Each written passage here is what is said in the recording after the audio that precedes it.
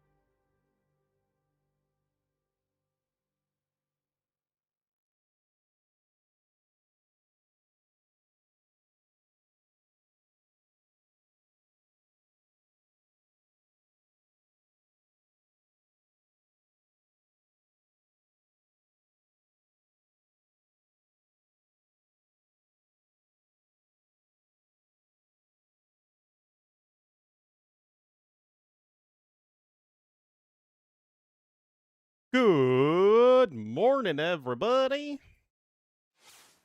Yeah, again, look, I don't know why there's like this delay in the scene switcher.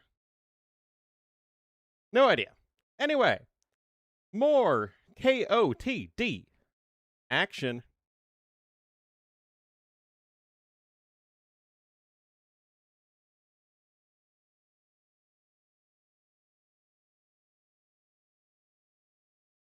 All right.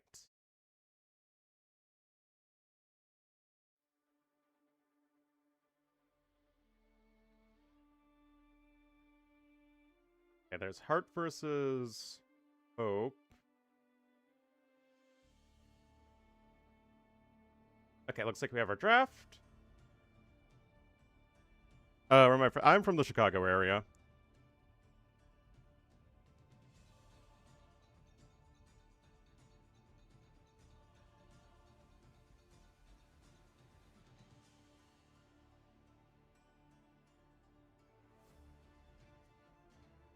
All right, we got that. And hopefully we'll be getting into here in just a moment. Any wild Civ picks? Oh, Woo are kind of weird.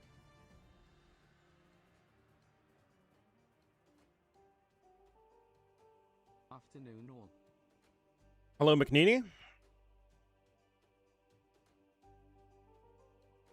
Of a structural nature? And what is that, McNeely? Thank you for the 65 months.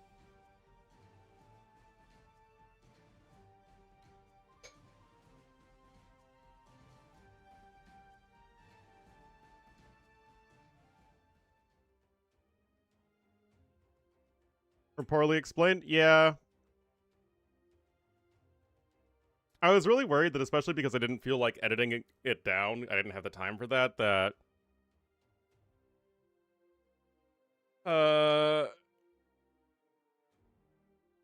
you know, I was worried the video would be very long. And it was long.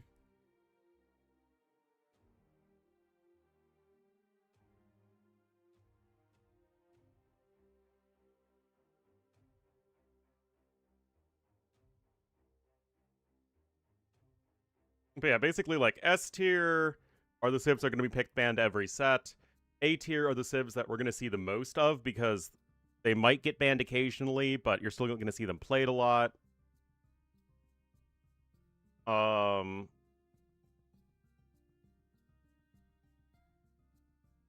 then B tier are the civs that we'll see like towards the bottom of drafts. E tier are civs we might see very rarely, and then poor, I don't think we're seeing Poles or Bohemians all tournament.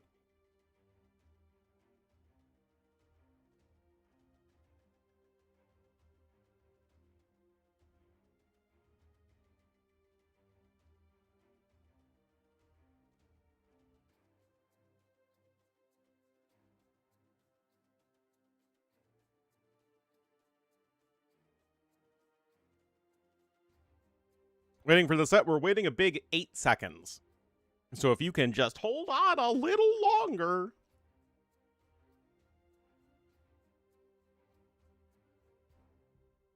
I believe in you.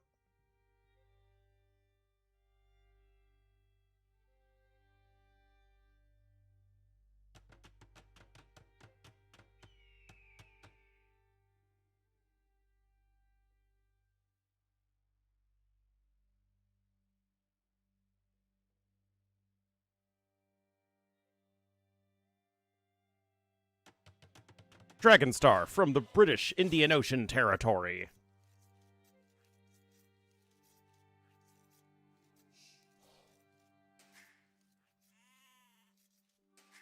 All right, guys.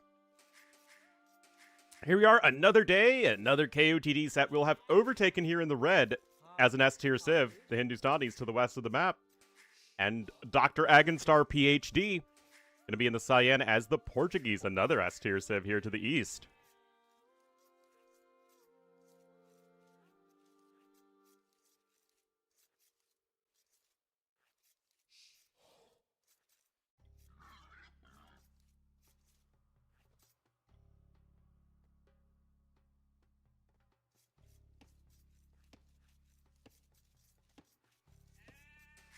Me.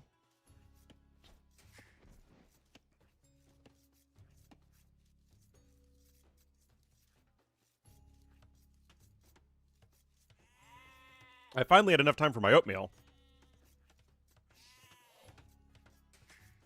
So how it works is you ban 5 civilizations blind. So, like, you ban your 5 civs and your opponent bans 5 civs at the same time, and you don't know who's banning what. And then those civs are banned for everybody. So that's how there's some overlap allowed or available.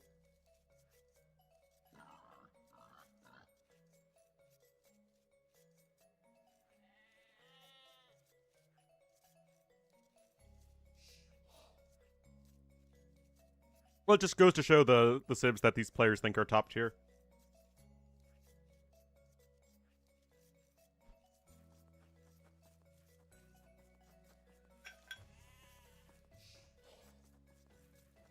And they're removed? No, if the civs get double banned, then they cancel each other out and they're allowed to be played. There you go.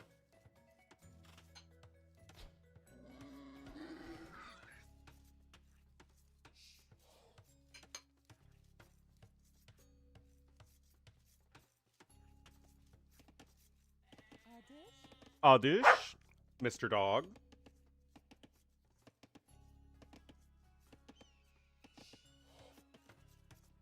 Removed from rank? If only.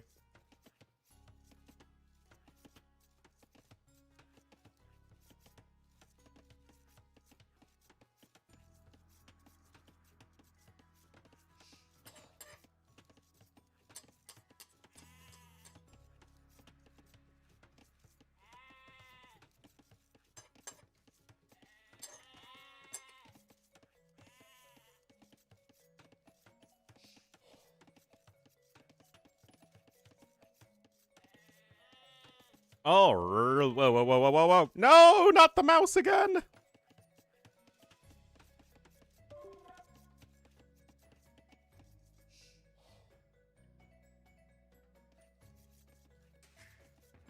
Oh, look at this. It's, one militia?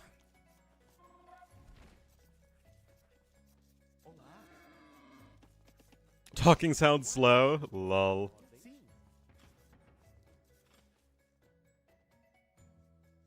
Pick one. It is surprising to me, for sure. I put them in what, low A tier? Yeah, I stand by that.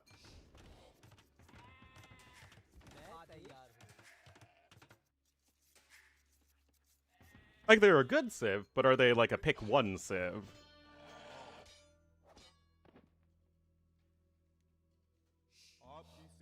So a 2 militia drush from both players. This is really interesting because it's not the meta we've seen, right? Which is all about rushing up to feudal age as quickly as possible.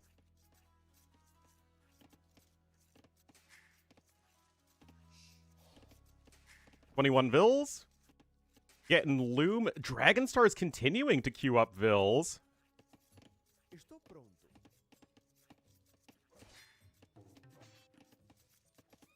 Alright, I mean, both players are in a position to get some damage done. No, it's not a fast castle. You do not see Drush fast castle on Arabia. Not on KOTD Arabia. Oh, no, okay, cancel the Vil. I mean, still, 22 Vils is, you know, a lot slower. And this is really interesting. Are we going to see a new meta develop and we're going to shift back into the drushing? I mean, you're going to get the villager kill here, while something really bizarre happens. There you go.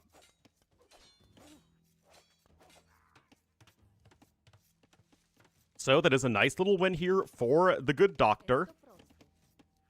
Does lose a house, but, I mean, that's not the end of the world.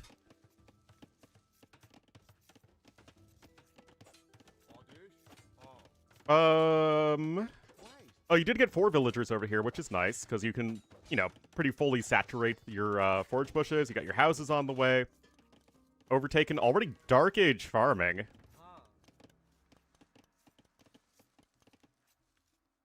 Is from Lithuanians what, the instant drush?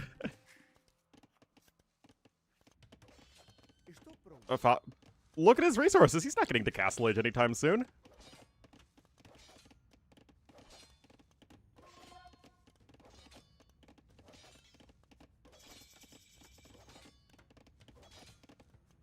All right, Men-at-Arm is even coming in. We did have 2 extra militia trained, and now Dragonstar is making more militia as well. Okay, this is already getting really interesting. DBA is something that Overtaken is still able to queue up instantly. Whereas we're not going to have that here for Dragonstar. He's getting his own Men-at-Arms upgrade. But, I mean, look at all these farms that are coming in. Okay, this is getting really weird. You don't have many vills on wood right now. Like, you only have 4 vills actually at a lumber camp. Yes, you get your extra wood from your foragers, but that's still not going to be that much. So you're going to run out of straggler trees very soon. You need to be farming right now. And this is already getting very awkward here for Dragonstar, despite his early villager kill. Meanwhile, I got a range coming in for our Hindustani's player. Archer on the way, so both players are going for that unit. 4 Men-at-Arms here.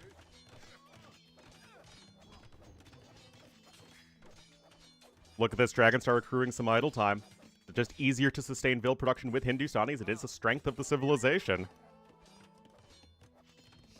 And the scout goes down. That is, of course, super important, as the scout is what can block the villagers so that the Men-at-Arms can get those kills.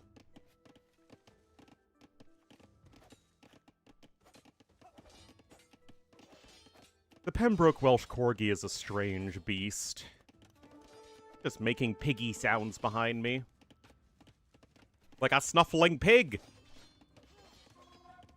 And he's scooping with his paws. Yeah, I mean, it does feel very Vinch reminiscent, right? Wouldn't it be interesting if, like, we got away from the quick skirmisher meta? Okay, so Dragonstar is getting double bit axe. And he is still slightly ahead in resources for now. But yeah, I mean, just look at this. Players are unable to get that second lumber camp down in very good order at all. You can still see only the 1 lumber camp for Overtaken, and you're just having to go through all your stragglers. This just feels so unsustainable for your economy. Especially with how small the woodlines are. Men-at-Arms are still hanging around. There is the blacksmith. Not in yet for red. I literally, as I say that, of course, he drops it. Town Watch even coming in. You can see this tower being preemptively built for Overtaken. But this just feels a little bit ugly for both players. Oh, Overtaken! Overtaken! Oh! I mean, like, it kind of protects the wood, and it doesn't really protect the gold. Okay, come on. This hill controls the only access to your town. Better build a watchtower here once you reach the feudal age. Dragonstar. Paging the doctor! The doctor is out! Oh, no! Oh, both players with some sloppy moves. I mean, I thought this would be the closest set, and it is certainly looking like it right now. It is Fletching versus Fletching. Oh, but you got 3 archers hill. They are kind of shooting uphill, though, so it gives you a little bit more time. Vil numbers are even. Overtaken with a gajillion Vils queued up right now. A la Sebastian. Dragonstar just doing everything he can to sustain production. So in that context, I mean, that is where Hindustanis are going to be doing very well. Although you're getting your nice gold discount as the Portuguese.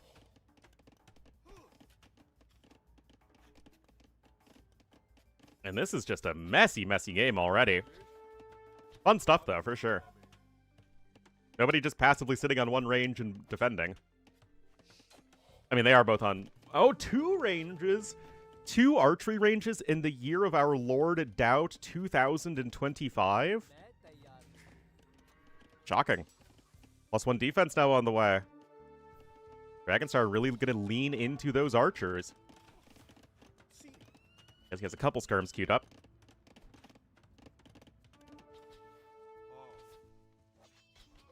You gotta be careful!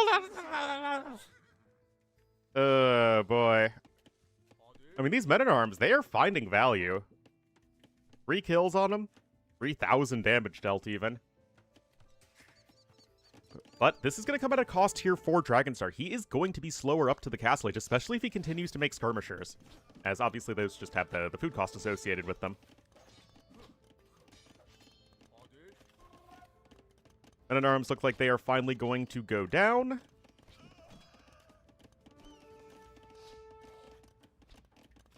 Rip. I mean, Dragonstar's gonna have a nice army, but Overtaken's just gonna click up to Castle Age. He's getting his own second archery range, and I mean, like, after that villager, yeah, he's even just gonna cancel it. And there you go. Well done. 9 seconds idle time versus 54, and I do like Overtaken's position. Sure. Yeah, it would be a bit ahead for Overtaken. Remember, he was farming faster than his counterpart. And like you still have these Men-at-Arms alive. Overtaken's playing a pretty good game here. Although the tower's a bit weird. The thing is, the tower doesn't really protect the extremities of the wood or the gold, so it's not like it's useless, but it feels a little weird. You'd think the tower would be like either over here to really protect the gold or over... Oh, that would be terrible. That would be a terrible tower. But that's where you just need to rely on walling to the edge of the map, I think. Anyway, Herr Doctor is on his way up as well, thanks to the power of the market, but is going to be obviously slower, and it looks like he is going to be getting some villager kills here. Gets one at least, as his first villager kill of the game. Hold on, a Corgi wants out.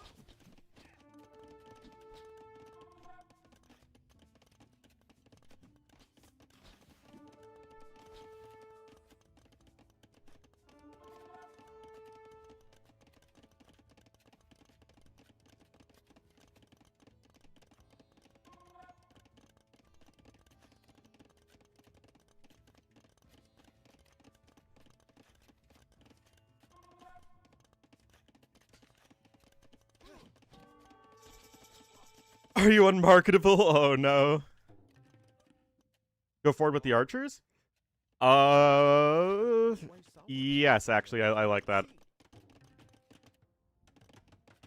You do have the tower here. Another tower is having to be built, so having to buy that extra stone, not something you really want. No E-skirm is on the way. Note that he's prioritizing crossbowmen, but he doesn't actually have that many archers.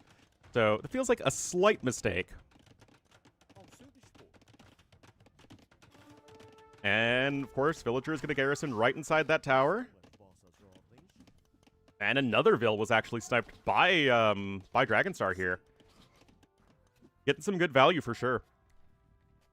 Those Vills are having to retreat. Yeah, don't really think a whole lot's going to be getting done there. And happy Castle Age here to Dragonstar. Of course, he is going to be prioritizing Elite Skirmisher because he knows what the best unit in AoE 2 is.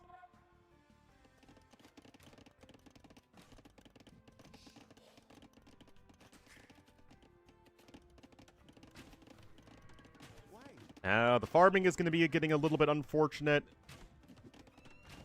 And yet, neither player is really able to tech in anything of an interesting or unique direction. Like, they're both stuck in these really awkward scenarios. We do have the University coming in for Dragonstar, but his eco is already very, very stretched. E-Skirm now coming in here for Overtaken.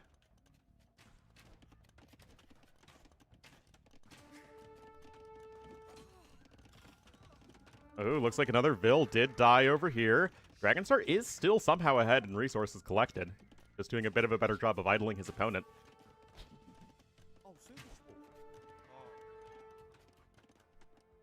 We're having Town Watch as well. Villager numbers are dead even. Eco upgrades, still dead even.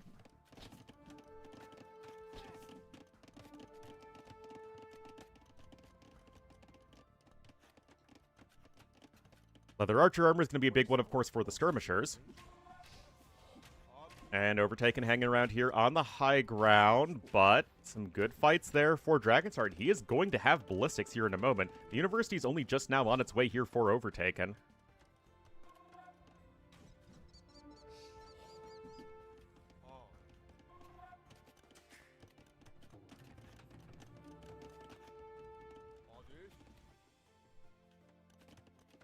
And more skirms, because they're the best unit in AoE 2.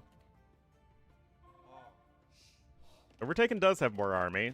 The Siege Workshop also coming in now. Both players really just going to be hanging out on one TC for quite a while. Bosaw also going to be snuck in here for Overtaken.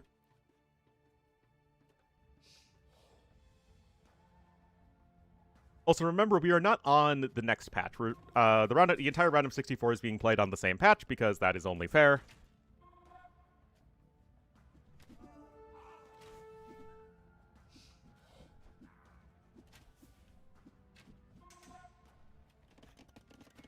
And we got Bosaw coming in here as well for Dragonstar.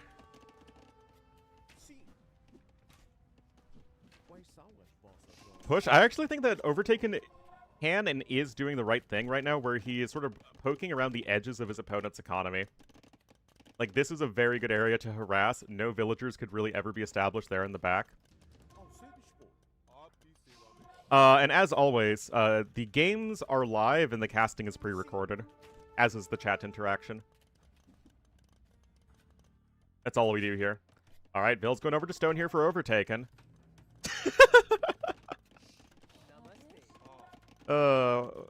Why am I a troll? Hello, Roger.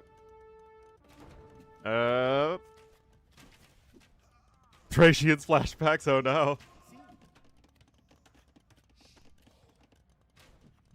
Add mangonels on offense?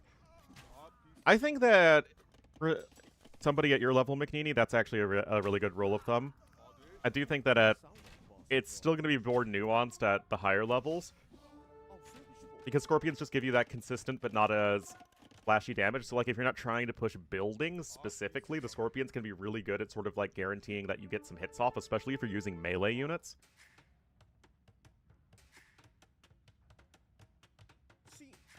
Anyway, TC both players coming in with a TC at the same time. No, I mean, at my level, too. Like, I'm not trying to be a gatekeeper or anything. This is pretty harsh about the tier list. Yeah, you deserve it.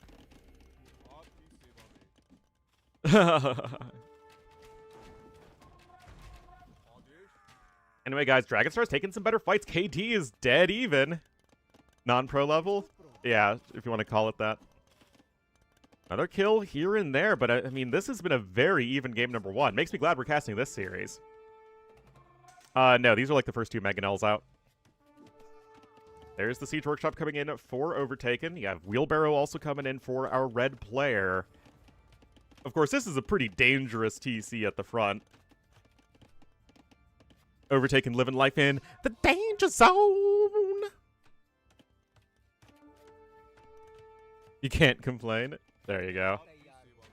Give yourself an aspiration.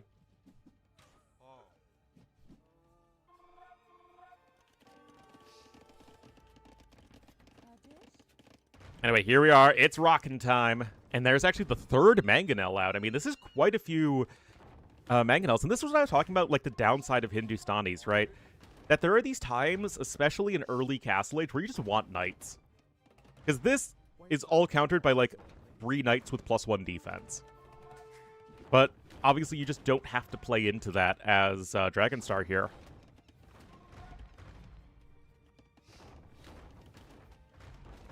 Oh, but that is way better than anything else. Gets the free kill there. And honestly, I would love it if Overtaken was working towards Gulams. I love this also little counterattack. A third TC was able to spring up here in the desert, but your wood income is going to be quite suspect. And there's the 1 for 0.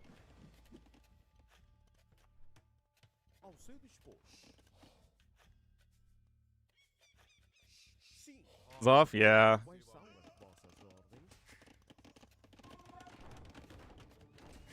Making a town center outside of his base. I mean, like, look at how crappy these TCs are, man. Not because these players are bad, but because that's all they can do. Scale barding armor now on the way. We do have a monk out. But yeah, I'd love to see him work towards Gulams. Looks like we have that bit of a night switch incoming. You need to try and save this TC, though. It really does help protect the front of your base. And of course, this hill is critical to control if you are Dragonstar. You can see he's taken a little bit of the lead in the KD, slight score lead as well. And that TC is getting very expensive to repair, already taking 3,200 damage. Right side of his base. I mean, this is still really exposed. Outpost over here as well. You guys know I love me some outposts. Except the English outpost. Actually, look at this, man. Look at this. Oh, but the army still sneaks through anyway. Oh, nice runaround here for Overtaken.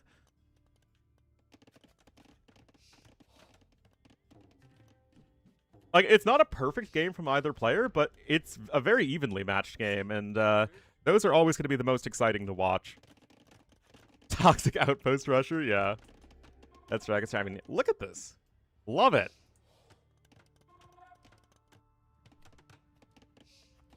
My cousin was so blown away when he's like, but it's arena. I don't know what my opponent is doing. And I'm like, just build an outpost right next to his walls. You're Byzantines. You have free town patrol. He's like, oh my god, my mind is blown. It was pretty funny.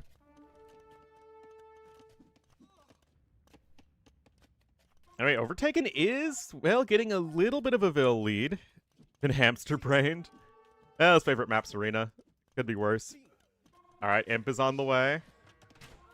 Oh my goodness, look at this, guys. Overtaken. I mean, things were looking really bad for him, but he's defended the front of his base. Now, there are these knights running in. They have bloodlines and +1 defense for now. Like, you still need to not die, and that's easier said than done. Into clowning.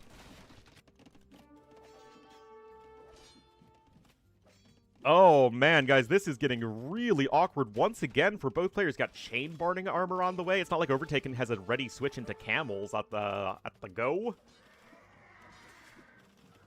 But without +2 defense, the tower's still gonna, or the town center is gonna do kind of okay. Both players, again, getting those villager kills.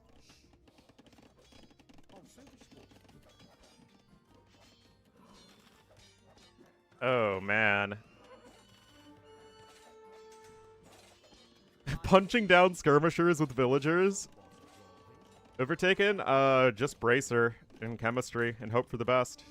Maybe switch into hand cannons. But, like, consistently, Overtaken is getting a little bit more value out of all this. But those knights are gonna, you know, with that +2 defense and bloodlines, they're gonna be pretty hard to take down. And, of course, if you switch into archers as Overtaken, it doesn't really feel great, considering that you don't have Arbalest. Dragonstar is now 20 villagers behind, and he doesn't have Wheelbarrow, whereas Overtaken does.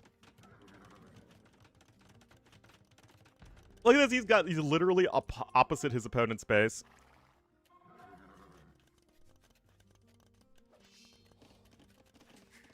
Referencing the Gulf State? Yes, that's exactly what I would do.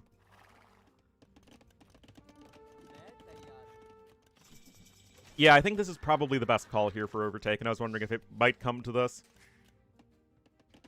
Yeah, your opponent going for, like, Knight plus Skirmisher. This is a way you can actually leverage Imperial Age with a unit that's going to scale a lot better.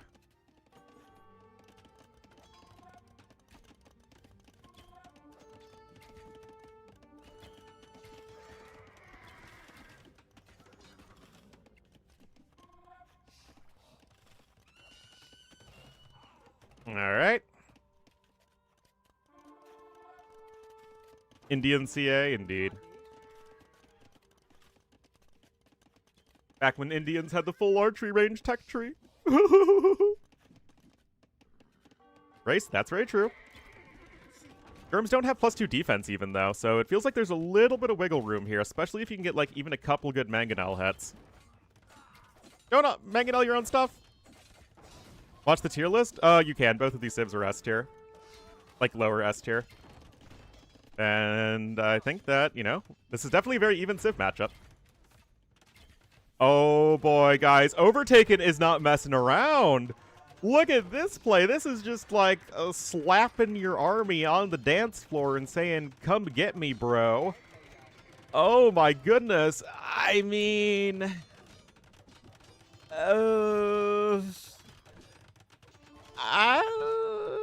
you're still harassing the back of your opponent's base, though, and Dragonstar's eco is a disaster, so I guess it's still worth it. And now you're going to get some nice kills, of course, on the backside. Oh, I mean, like, that is not insignificant. Dragonstar walling in the other resources here. You know what, guys? I actually think that was a good idea. I would totally say that's worth it, given the context of the game.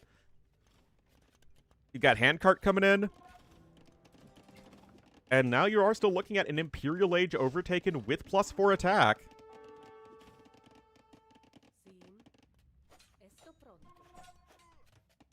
Overtaken the game? Indeed he has. Yeah, still no +2 defense even. Now, Dragonstar is going to come in here with the castle, but he simply cannot safely get that one established, and I think Overtaken is on his way to a game number 1 victory. With nobody ever making anything that their Civ is especially good with. Oh, boy. Of course, the Knights are trying to raid here as best they can, but their ability to be effective is obviously going to be severely limited with all of these Imperial Age upgrades on the army of Overtaken. Okay, castle is going to be built there at the back, so I guess it's going to keep you alive for the time being, but of course that's when the trebuchets are going to start coming out. 23 vills on stone, that is quite a lot. I mean, Overtaken does need to get his eco in order. He's like a third of it idle. And the first piano cannon is on the way. Oh boy.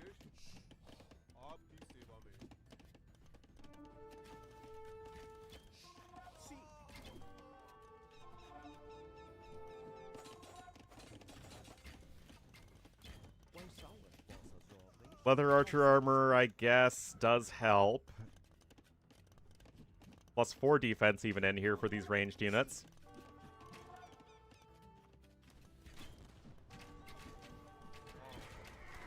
For gold? Well, this gold was walled in, remember, so he had to go through getting that one secured.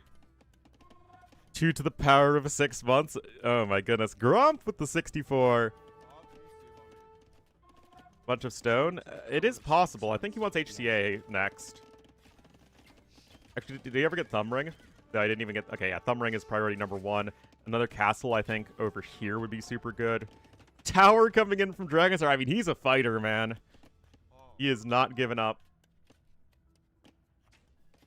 But I do think that this is just going to continue to scale much, much better here for Dragonstar. Or Overtaken. Haven't had my coffee yet. Got some stables on the way. More raids. I mean, it's not like these are bad. And more knights, more skirmishers. Also, all 5 relics were collected by Dragonstar throughout all of this hullabaloo, which is pretty awesome.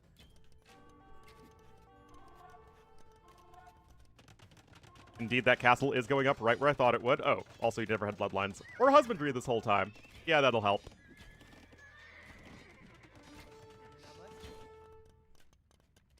Triple the army value, 20 more villagers, an age ahead, and both players with very low efficiency, but Overtaken is the one who's going to get the win. Very interesting games. It was getting scrappy, but Overtaken did add that little bit of extra economy with the 3rd TC. Was able to click up to Imperial Age, leverage those Hindustani savings, even when his opponent had, I would say, the better army with the Skirmisher plus the Mangonel combo that you just really couldn't counter easily. But yeah, very well done. Hard to argue against that. You know, it's a messy game. It wasn't perfect from either player, but it's all about getting that dub. Also, Overtaken is over twice as fast as Dragonstar. Sure, that doesn't hurt. Hello, Dennis.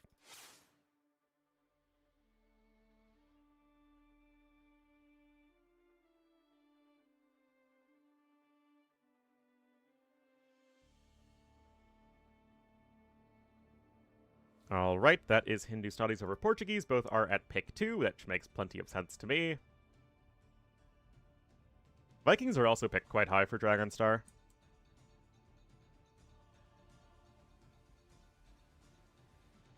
What? All right.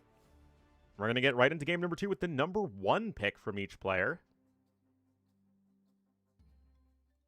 Oh, dear.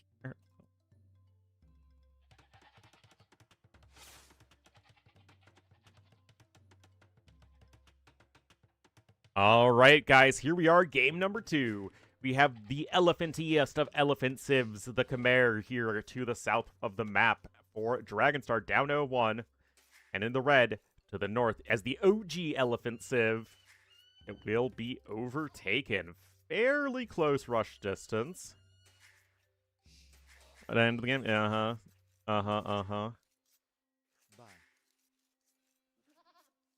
So let's see what these guys have in store. Map is very open with a forward gold here for Dragonstar. Forward gold here for Overtaken as well, so it's just Ornlu dying, no problem. And we'll take the opportunity to get some coffee.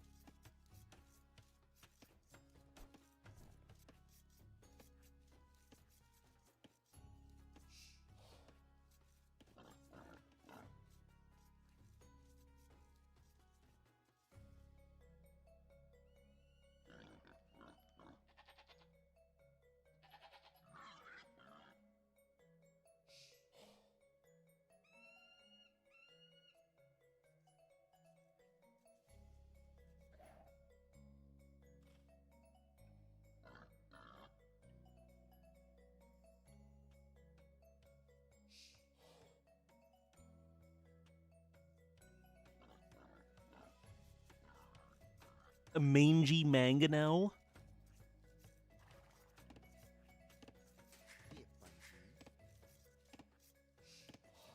Onanger.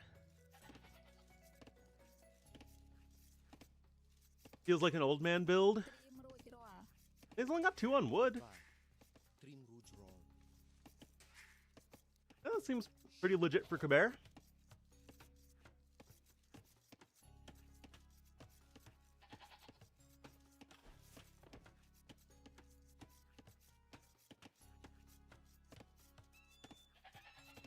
Ugh. Like Pop 6? Pop 10 is still faster than ye old days.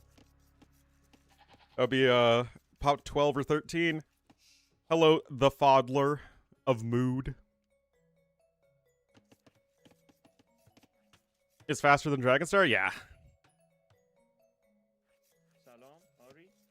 Look at this, 17 to pop up. Wow. Alright, someone does not want to be slower than Khmer. Have I even seen this with Persians? I mean, I guess, you take your boar fast enough, and you can push in your gazelles here from far away. Dragonstar already walling himself into a little corner here. But it still actually might not be in time. We'll have to see what this scout wants to do.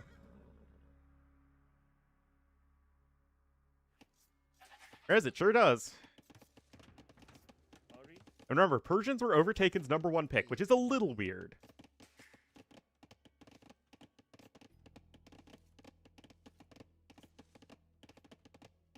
Is it that he picked Persians over Portuguese? Just with the way the draft worked out.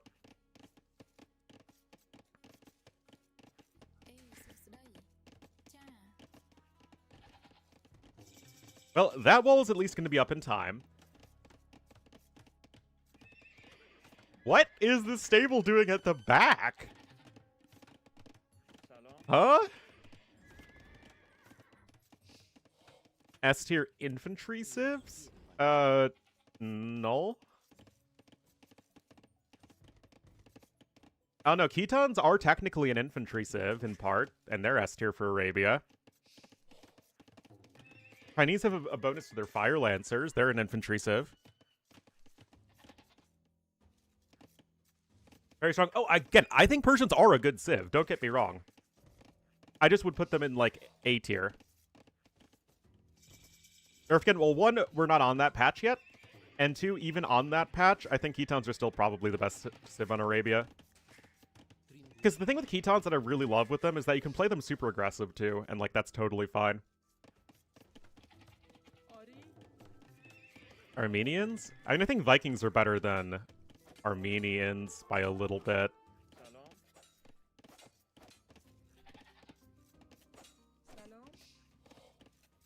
Oh no, I like the Liao Dao, man. Oh, gonna go with the block! Oh boy, that looks like a Chicago Bears offensive lineman right there with that block. And definitely not a Baltimore Ravens offensive lineman. Gonna get a buff? I mean, they just got one, right? To their throwing axeman. I just think that other civs need to be nerfed. I think Franks are fine.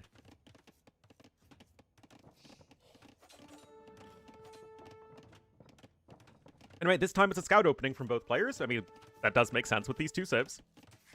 Dragonstar just walling himself up, but that should put Overtaken in a bit of a better spot economically. And if we're talking, like, which civ do we like more in a feudal age game economically, Persians or Khmer? I think I do like Persians maybe a little bit more. Like an extended feudal age. Early feudal age, it's still probably Khmer.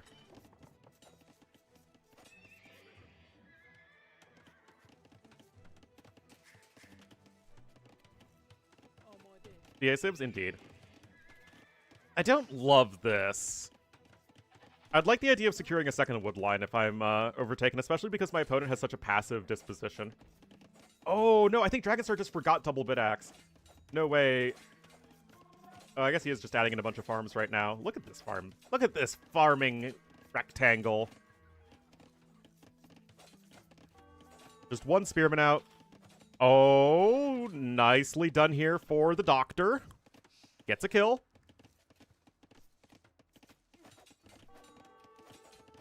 And this is actually very, very good. Second villager kill.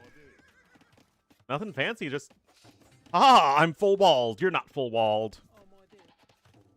Like, this is the story of my life on Arabia, man.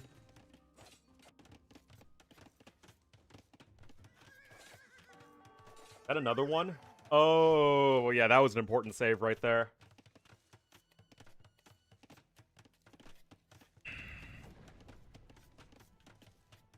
Persian CA? They're not bad in Castle Age. Obviously, they just fall off an imp.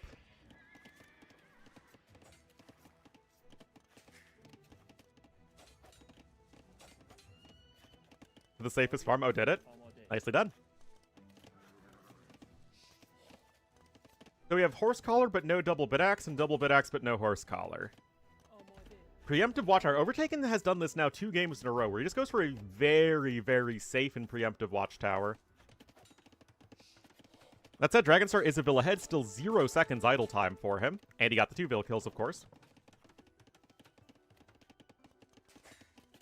And that's just plenty of Villas on gold, and honestly, this is a pretty smooth game from Overtaken, other than the 2 villagers killed, which is, you know, as much a good play of Dragonstar as it was a mistake from Overtaken. Man, I am really, I'm really happy that even so far, we've had some very good sets, even in the round of 64. You know, you kind of have to pick and choose the ones that aren't going to be, you know, probable blowouts. But yeah, I wouldn't be surprised if this goes to a 5-game set. A great tool. Yeah, I mean, and again, it shows a bit of a change in the meta. I mean, I did talk about it in my tier list video where I did think that the meta would turn to be a bit more aggressive. I thought, though, that it would still just be like super fast feudal age into a bit more feudal age army, and that's what we're seeing this game, although we have seen a bit more drushing as well. But look at this, guys. Overtaken, eye on the prize. He is clicking up to the next stage, and I like that a lot. I really do. You can see Forging and Double Bit Axe now coming in. Actually, slightly too many villagers on gold at this point. Overtaken's eco balance has been very, very solid. Does it have uses? Yes, for sure. It's basically a better armor upgrade that you can get on top of the other armor upgrades. And also the extra damage versus Spearman is sometimes helpful. Yeah, he's going Cav Archer for sure. Yeah, I actually like the Castle Age Parthian tactics as a bonus. I even think you could... you don't need to give it to them at a discount. Yeah, that's fine. No, I like Persians a lot. I think they're still maybe a little bit overtuned on hybrid maps, but on, like, any kind of land map, I think they're, like, just good. Good, but not overpowered.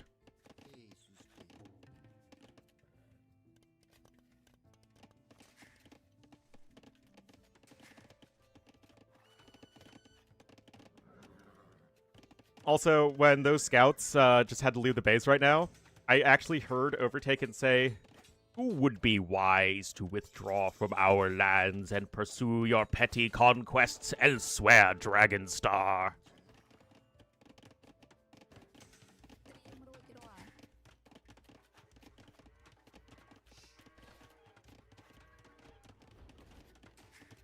Man, I love the old campaigns.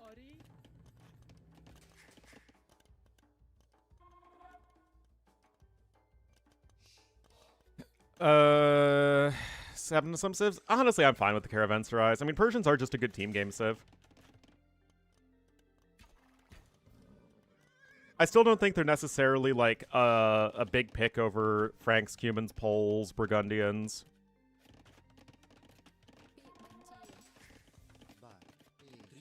Lithuanians, of course.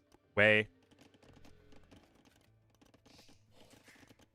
Anyway, so although there isn't really a ton of damage being done by Overtaken right now, at the very least he is safe. One, he's safe. Always goal number one, make sure you're not dying.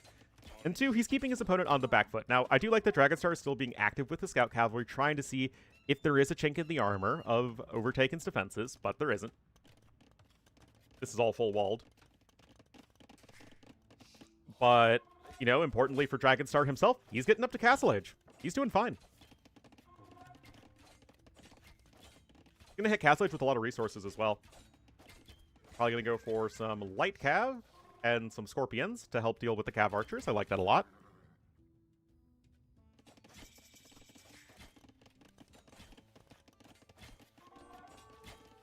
I guess the house will last a little bit longer, getting that Castle Age buff. No forward siege? I'm a little unsure as to what Red is doing. His eco upgrades aren't very good. Bowsaw's coming in here for Dragonstar.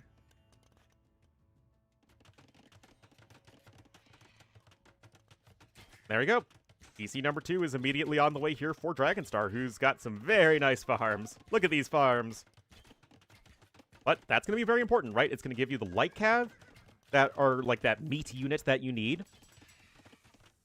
They can apply pressure and do stuff like this, which I really like. And although they can't really challenge the Cav Archers head-on, that's where the Scorpions come in, which of course Dragonstar is going to be getting as well. So I really, really like this mid-game play here for Dragonstar. He's going to need to find a way to push out onto the map, you know, before all that long, because this gold isn't going to last forever, but it's still going to last a little while longer. He has both stones very safe in the back. Husbandry in for whom? It is in for Overtaken, it is not in for Dragonstar. More quick walls here. Light Cav doing light Cav-y things, but still, like I said, in a head-on fight, it's going to be the army of Overtaken that is superior. Oh, and these Cav archers are getting a villager kill, getting a little bit of that value. And there's only 4 light Cav left. Look, Dragonstar only has 10 vills on food. He's got 24 farms, and most of them are idle. And this is Overtaken getting some very real damage done. That said, we have a third TC that's even coming in here on the stone. +2 defense now for the CA. I mean, if you get 4 Pierce Arbor and Castle Age, which is what you get with Leather Archer Armor plus Parthian Tactics, you're only dealing 7 and then 3.5 damage a hit from the Scorpions. Which obviously, like, it's still something you need to keep an eye on, but it's, you know, that extra armor really is helpful if you can go ahead and grab Parthian Tic-Tacs. Parthian Tic-Tocs! Oh, it's a Leary wall. Love to see it. Yeah, you can see Mining Stone over there. Just truly trying to play safe.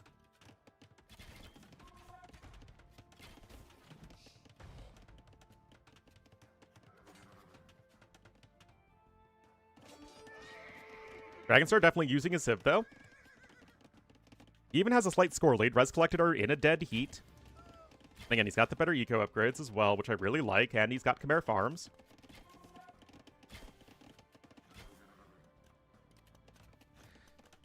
So you could just be saying here as Overtaken, okay, I'm fine playing a passive game right now. I'm on my 3 TCs as Khmer.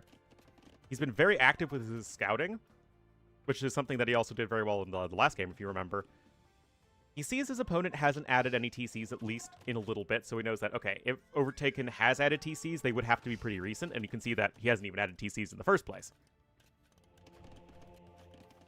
So what Dragonstar can do is just sort of hang back, gather stone for a castle, and then, like, drop a castle at the front of his base. And again, just play that very gradual, safe style, and be confident in his economy. Are they actually on follow? Huh. When do we ever see units put on follow? Huh. That is, interesting. Don't see that every day.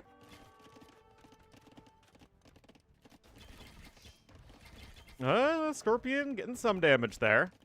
There's the university at the back. You could do that? Yes, you can. It's Age of Kings. Market coming in as well. And you are working towards that castle here as Dragonstar. Got 6 Scorpions at the moment, and there are no Mangonels out here for Overtaken. Is Overtaken going to try and go for another quick Imperial Age, though? Look at this. He's cut all production. He hasn't gotten his own university. He's got a monastery. He's going to need another building of some kind. Good quick walls there. Light Cav are very well upgraded. I got Wheelbarrow coming in as well.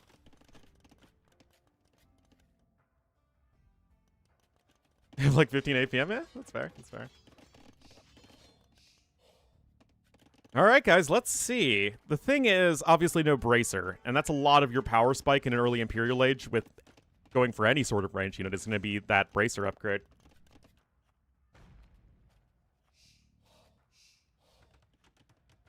Less so. Rip.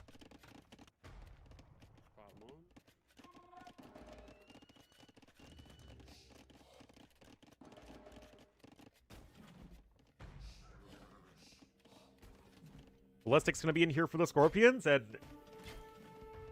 I think that both players have things that they can be happy about this game. Dragonstar can be very happy about his economy. He's going to be getting that safe castle here at the front. It's going to secure that extra gold. You know, right as this one is running low. So yeah, I know, it's exciting. We're not seeing both players just slam archery range units into each other. We only have one player doing that. Imp on the way. Like I love a fully stonewalling Lombardia. Well, I can't argue with that play. Anyway, Overtaken is trying to pick up some relics. One was already sniped by Dragonstar over here. You can see another one is coming in.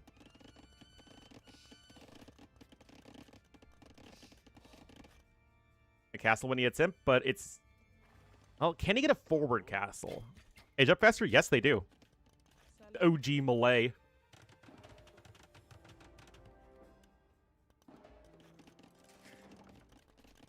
Oh, it looks like there's a unit garrisoned in the town center, but it's actually just the palisade that's directly to the north of it. That's pretty funny. Doesn't it look like the TC's garrisoned? In Ismail? Well, no. I mean, it's a campaign. You're probably not going to be too worried about those things.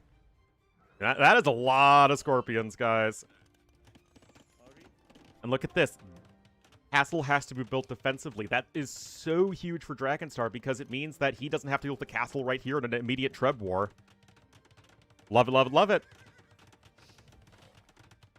Would have loved to have seen Parthian tactics here as well, but your eco is also quite small. There isn't even a Universidad. I love the expanding walls. Like, it's how, you know, actual cities are built. Unless it's the city of Karth.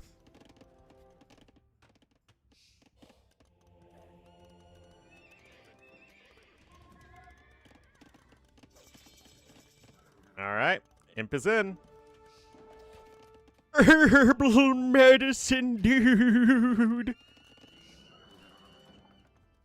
As a resident of the greater Chicago metropolitan area, I have no idea what you're talking about. We don't do urban sprawl here. Not like it's just this gigantic swath of low to medium density housing.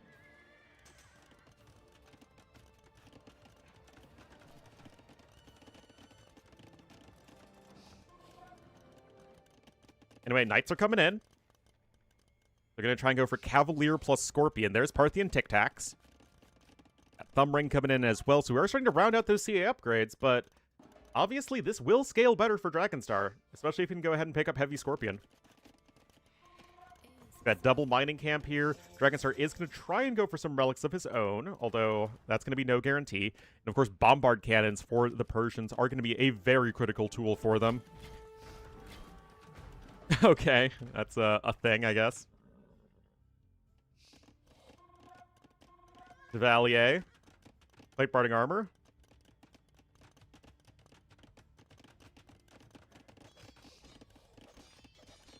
Yeah, I don't think those guys are going to quite get damage done. But again, there's just a very methodical game here from Dragonstar. He's getting outposts all over the map again. Love, love, love it. Got Heavy Plow, I guess, coming in now as well. Still not even Horse Collar for Overtaken, man. What are you doing? What are you doing? Oh my god, it hurts my soul. Now, Heavy Scorpion is still pretty expensive. It's what, 700 food, 1,000 wood, or something like that now? It used to be 1,100 wood, 1,000 food.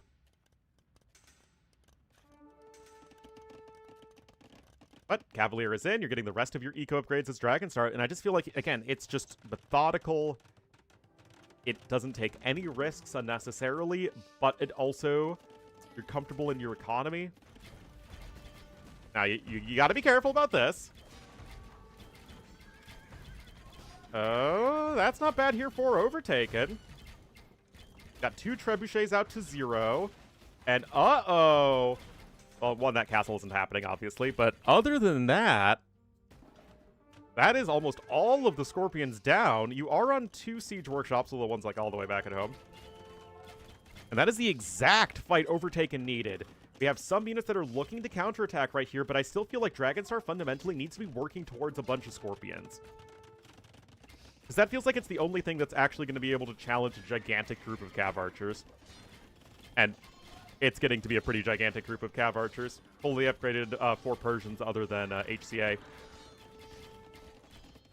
That said, these are tanky units running amok in the eco of Overtaken. Remember, Dragonstar has the better economy in the first place.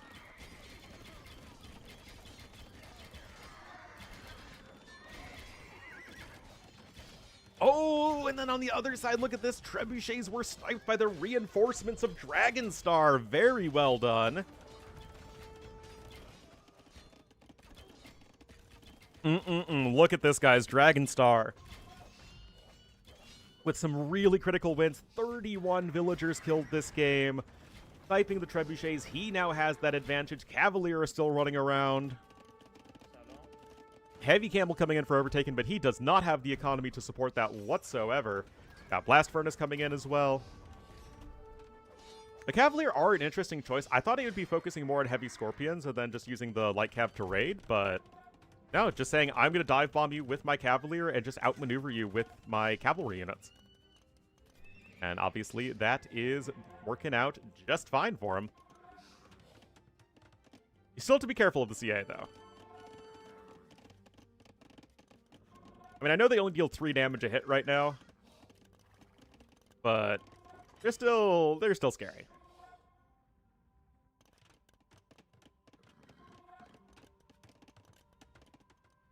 And Dragonstar is unwilling to really go forward right now. I feel like my concern is that he is unable to force fights at the moment. It probably doesn't matter because he's so far ahead in economy, and here comes the Ford Castle. So now he's deciding he's got enough. Blast Furnace now coming in as well.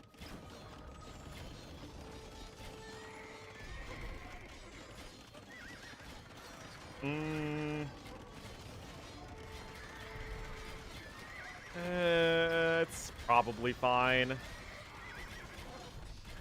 Yeah, I think it's fine. Especially with 2 reinforcements coming in. Wait, all the vills were sniped. Oh, no, not all the vills were sniped. That's fine. Yeah, you're gonna snipe that castle as well. A valiant effort for sure from Overtaken, but one that is not likely to end in success. Camels have no blacksmith upgrades, and you're just making units that do not scale very well at all. Got 4 more villagers coming over here. Help finish the job. CA numbers are falling. Version of Arabia, anywhere between 5 and 7, I think.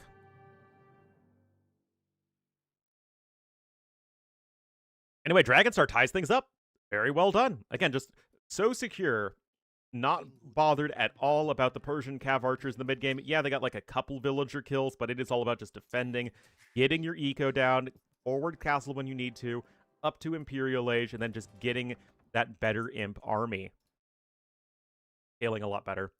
Be way ahead in everything except gold collected. We are all tied up.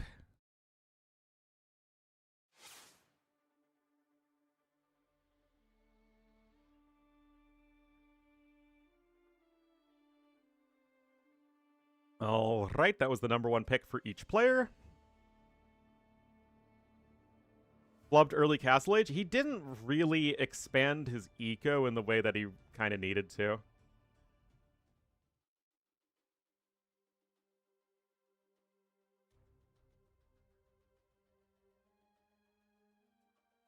Oh geez, everyone is streaming today. Feels bad, man. Well, we might just cast this set then.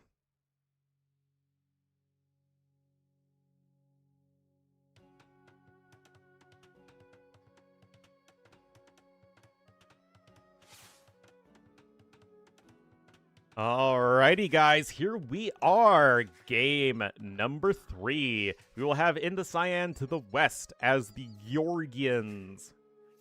Dr. Agenstar winning the last one.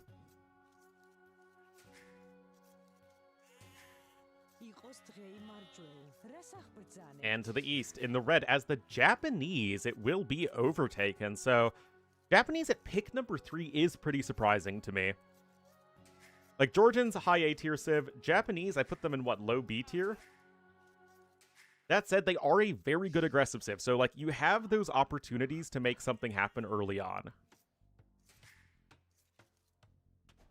And the gulf between, like, the A tier civs and the B tier civs is generally going to be quite small. So, although I do think Georgians are the better civ overall, I think that Japanese still very much have chances. This is also, again, pre-buff to Georgians and their fortified churches and Aznori cavalry. Not that I think that's going to matter all that much.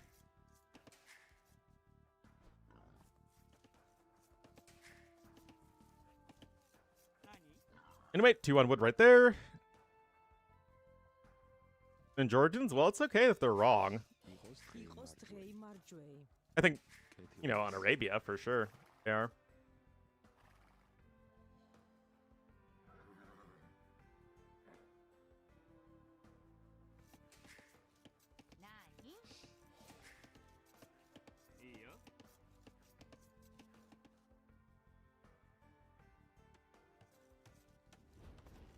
Anyway, got a mill cup. What is this mill, guys? What? Why is this mill not adjacent to the forage bushes? Ah, lame. What do you know? It should be a failed lame. And go to the Gaia POV. KOTD, yes, it is the Arabia tournament. Matchup? Oh, I'm sure that we'll see repeat civ matchups. There still is going to be a clear meta. Anyway, failed lure, lame lure.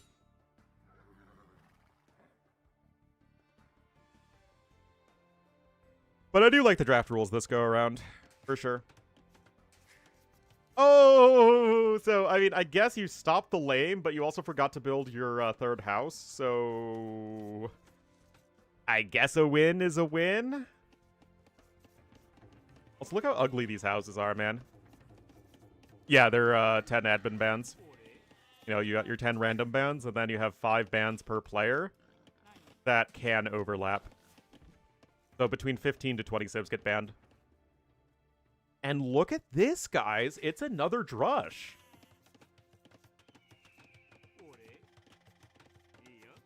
Interesting.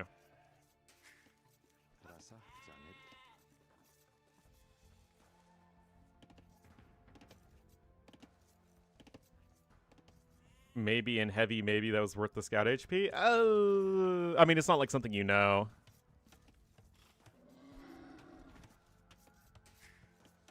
Yeah, the Georgians are chill, man.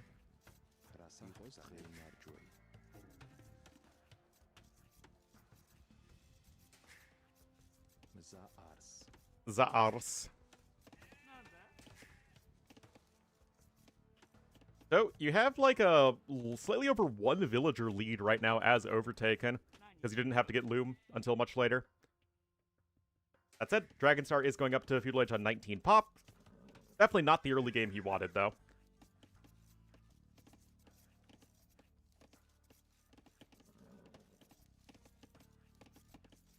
Since... I mean, yes, that's what you do every single game. You build 2 houses at the start. Every single civ that is not Huns or Chinese will build 2 houses at the start of the game. Actually, Ornlu, as Spanish, I like to build 3 houses, and as Incas, I like to build only 1 house. Yeah. Yeah, I know you guys.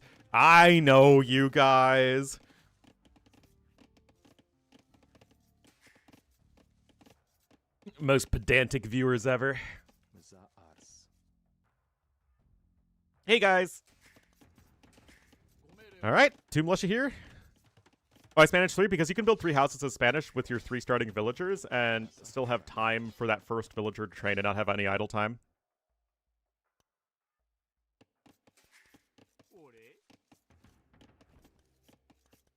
Anyway, freaking nerds I know, man. We don't like nerds around this stream, because I'm not one. Anyway, look at this. Feudal Age is on the way, and I mean, maybe I am underrating Japanese a little bit. If we're in a meta that is even more friendly towards the Men-at-Arm and Drushes, then that is going to make Japanese better for sure. So maybe they should realistically be like a high B tier civ. We're at 4 swords and 7 years ago.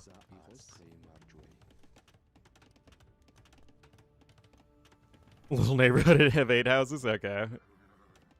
Whatever floats your boat.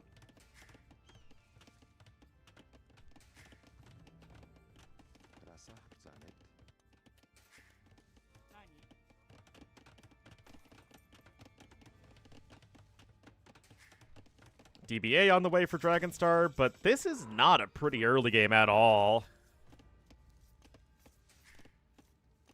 Men-at-Arm and DBA on the way for Overtaken. I mean, this is interesting, guys. Fully walling in those gold miners. Did I block Nightbot? No. Nightbots should still be there. Sometimes it doesn't work, though. Yeah, there's Nightbot.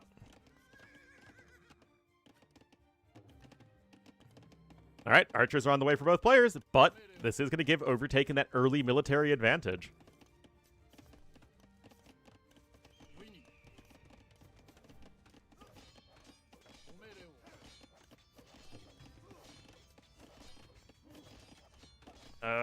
Do we get arson? Do you go full arson right now, guys? That's my question. Archers are here, though, from Dragonstar. And, of course, this is the time in which Japanese are going to have the biggest advantage, right? Early Feudal Age, over Georgians. Yes, Georgians have the quick uptime, but you're still going to be doing very well early game as Japanese. Do you start arson about? Not at the moment.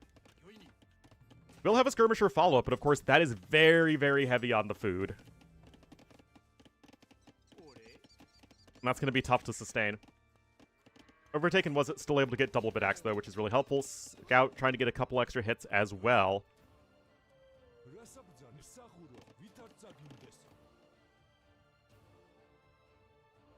Are you winning, son?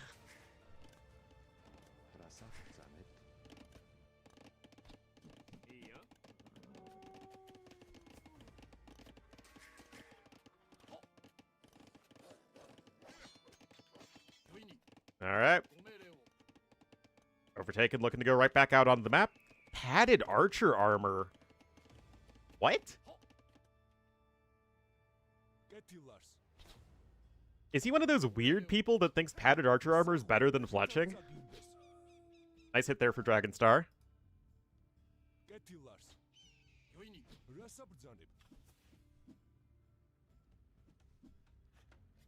Sit with that joke, Rip.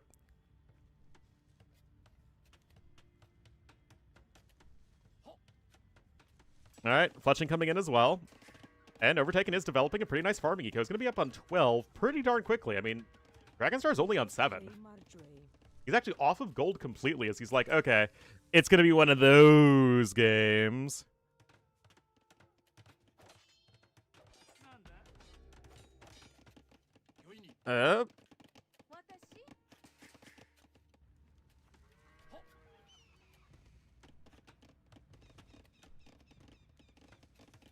Look at this, 3 mule carts on this wood line, and even taking from that extra ibex.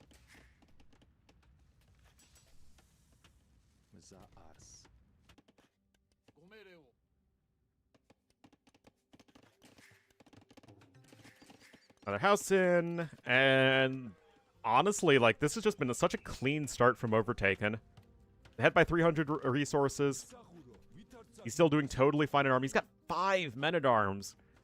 Like, when do you just say, I'm getting +1 defense for my infantry units? I know a lot of them are, like, lower in HP, but wouldn't it be worth it at this point?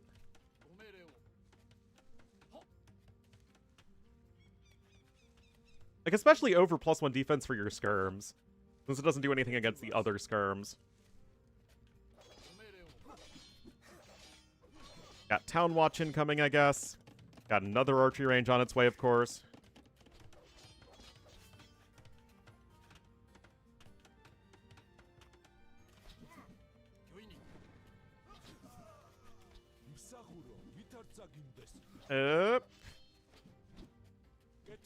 Thing is, the men-at-arms without that +1 defense taking 2 damage a hit from the skirmishers just makes them almost essentially useless. And right now, Dragonstar is defending. He's walling all the way to the edge of the map, actually. Interesting. Gonna be sending bills back over to gold. Neither player got the horse collar upgrade. Nobody has wheelbarrow. Another preemptive tower from Overtaken. I mean, he's just doing that every single game at the moment.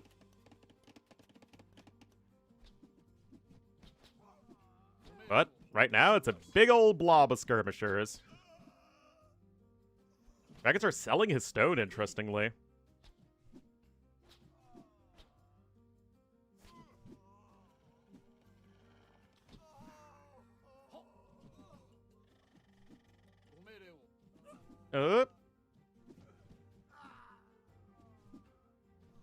Selling your stone for more resources? What? Well, the 1 scout is just a starting scout. That's costing resources to keep you safe. Alright, Castle Age in here for Dragonstar, so with the power of the market, he is able to click up.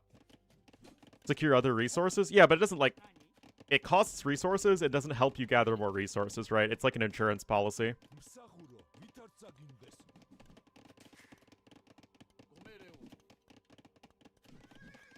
Insurance doesn't make you richer, it just makes it, you know, less bad if something is, well, it prevents something, you know, bad from turning into something catastrophic.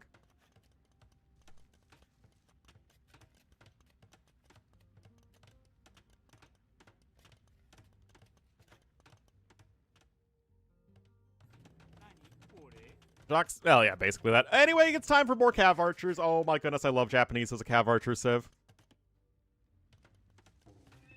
Anyway, we got a stable coming in here for Dragonstar. +1 defense as well, so we could just be seeing some Night Skirmisher from him.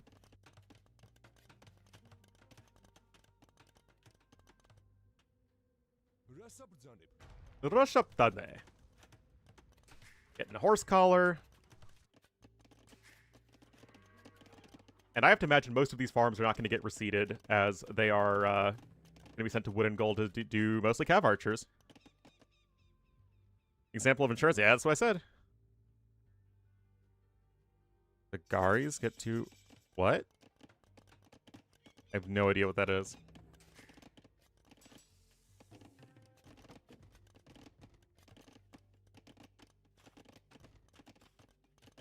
Well.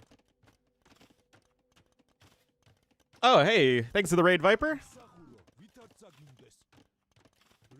Hope you're doing well, man. Casting some KOTD. Really good set, guys, here between Overtaken and Dragonstar. And this particular game, very even thus far. From the Chron... I don't care about Chronicles, man.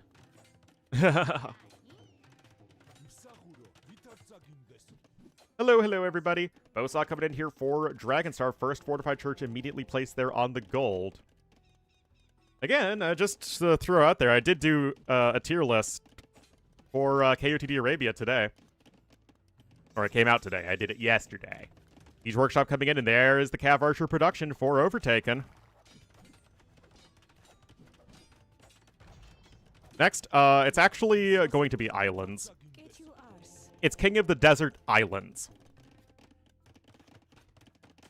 They just forgot to add that little bit at the end. Anyway, look at this. 7 CA queued up. Bodkin going to be in. Bosaw as well, but the Skirmishers are knocking at the door. And, you know, is Overtaken really going to be the one to gainsay the almighty Skirmisher? Update Nightbot. Well, the issue is that, technically speaking, this the video that is this current live stream is more recent than the actual video I posted. Just another example of why the live streams and the videos should really be kept a bit more separate. Anyway, Overtaken's still in a pretty tricky situation. He's having to go over here and mining some extra gold, but that's going to make his wood income quite suspect. Got a stable there being rushed up, but right now, Dragonstar is just chilling in his opponent's base. Gonna try and go for a bit of a counterattack, but Ballistics is coming in for Dragonstar before it is for Overtaken, and right now the Georgians player is going to be getting into a significantly better position. Catching a few reinforcements there as well, never a bad thing. And, like, those villagers are just having to run for their lives. And, like, behind all this, you're going to get that Georgians eco powered up with the Fortified Church. You're picking up a relic here as well. And this is getting very messy for Overtaken, as the army is a fair bit better here for Dragonstar. And he is relatively safe at home. Another TC coming in over there. It's going to secure some more wood and make sure that his villagers are safe. Not the Monker! Rip. It does snipe one Vil there, so, and a monk. That's not too bad. Oh, the relics? Yes, he has.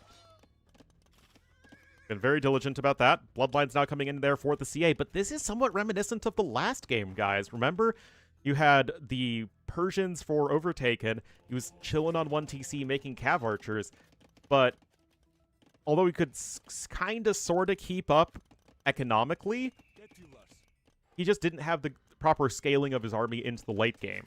This game, your Cav Archers do scale into the late game as Japanese, but you just cannot even come close to keeping up economically compared to Dragonstar.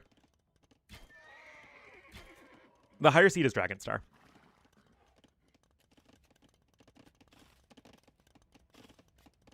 Random Knight over there. Oh, those Vils are sick and tired of being sick and tired. But yeah, having Ballistics for the guy not going Cav Archers is pretty darn rough. Now you got the Knights here as well. Decent Mangonel hit onto them. And yet... Oh! Okay, I mean, that was a fine hit. Oh, jeez. But it's just the army. It can just muscle its way through here for Dragonstar. Even though the Knights don't have the best upgrades in the world, as soon as the Cav Archers stop to shoot at the Knights, the Skirmishers then come in. And of course, the Skirmishers are sort of the linchpin of this army. The Knights just give you that extra offensive oomph to help kill villagers more effectively. And there's just GG right there is Overtaken. Able to hang on against the Men-at-Arm play, able to get to Castle Age, and of course just using the market to rush up to Castle Age to get those Skirmishers out.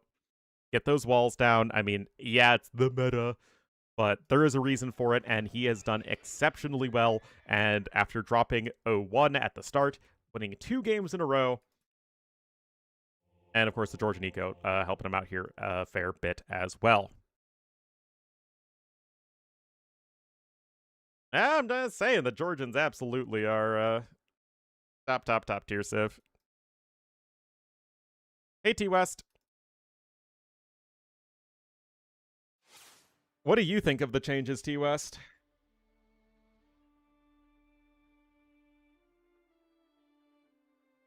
I think that there are a couple of good ones, but they're mostly kind of weird and don't do anything as helpful as we would like.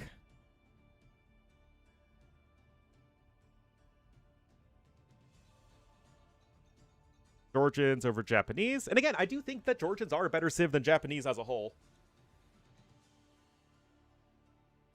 I mean, I would say it is in high A tier versus maybe seeing now that the drushing meta, arm rushing meta is a little bit better, I think I might have rated Japanese a little too low. But I still think it's an A tier versus B tier civ.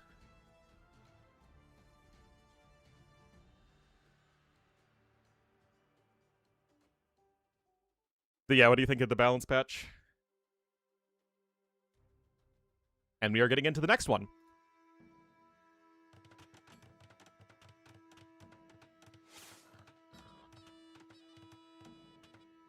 By the way, guys, Heart is up 2-0 over Hope right now, which is exactly what you'd expect.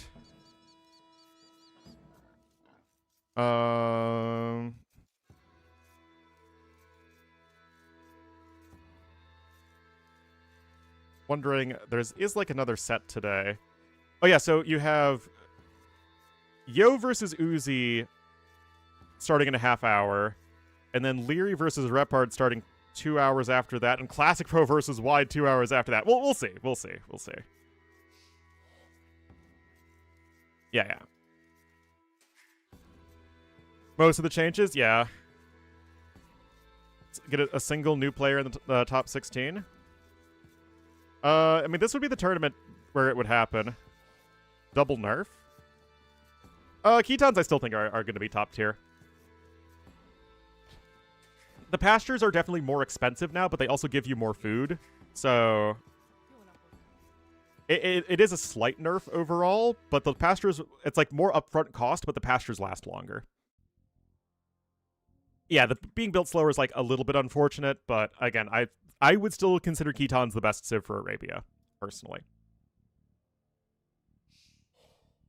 Well, actually, Chinese still probably have like the highest overall ceiling for Arabia, but Ketons are probably a bit more consistent. Well, would Sora be new? Like Barrels versus Sora in theory? Like, I don't know about that. I think Heart cruises through. Doubt Vivi. Probably Yo versus Nikov. ACCM. Yeah, I think those guys are going through. Yeah, Lucho Andy I think could be competitive. For sure.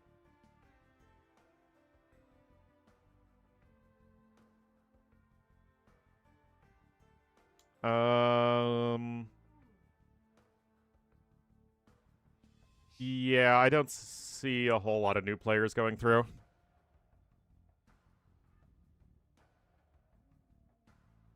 Anyway, Roman's here for Dragonstar here to the southeast of the map. Definitely, in my mind, a high A-tier civ, and what's also probably another high A-tier civ, maybe like mid-A-tier. We have Overtaken in the red as the Magyars. Running, I think, would have a much better shot if it was anything other than pure Arabia. I think that, running is still going to be the most comfortable on clown maps. If Arabia is the great equalizer for most players, running is something of an exception that he's still going to be more equal on the more closed or weird maps. Although, of course, we are a fan of running here and would like to see him succeed. But, like, that's getting to the round of 8. I mean, Giuseppe's qualification was for the round of 16. I don't think, other than maybe Lucho, I don't think anyone's getting their first top 16. Running or freaking Andy? Well, Andy is a little bit better than running. Like, Andy is still top 12-ish player, whereas running is like a top 30-ish player.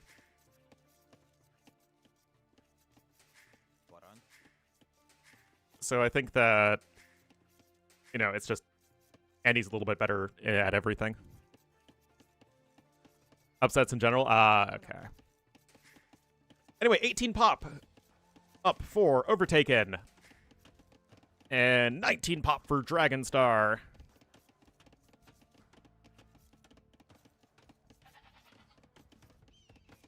Map is pretty bad as well. Forge bushes are a little bit exposed on the hill. Gold very exposed on a hill. The gold is like at the back at least for Overtaken, but still quite exposed. Forge bush is also super exposed. NTW? I don't know this hip zoomer lingo at the moment, so the new guy would replace him. I mean, I don't think there's like an overall rank 16 or whatever. Eric's at the back. Anyway, it's going to be scout opening for both. Honestly, I know opening Men-at-Arms with Romans is like the obvious play, but against Magyars, I kind of like it. Like, you just go for it, right? Keep the Magyar player on the back foot. You do get the early discount on your scouts, which is nice, but it's not like it's a Dark Age bonus. Proceeding? Yeah, mem tournaments always are very much designed in a way to minimize upsets. Which you could look at it, like another way of looking at that is it's going to be the fairest possible seeding. It's not like it's wrong or anything. Anyway, it is just going to be, again, scouts for each player. And now it's going to be a question of Roman eco versus the Magyar military options. The last year? Yeah, I mean, I think that's fair. I think it is unfortunate for Lewis that he's going to be running into Hera immediately.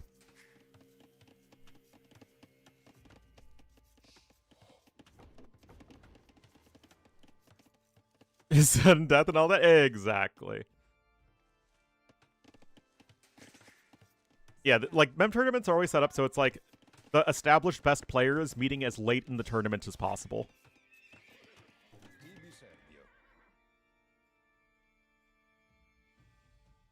20? Did he? I have no idea. Anyway, Dragonstar was able to get that horse collar upgrade before the first farm is seeded, so that's a nice little bit of a advantage for him. Remember, he did go up one villager later and has one of the better eco bonuses in the game. The literal bum. Oh, no.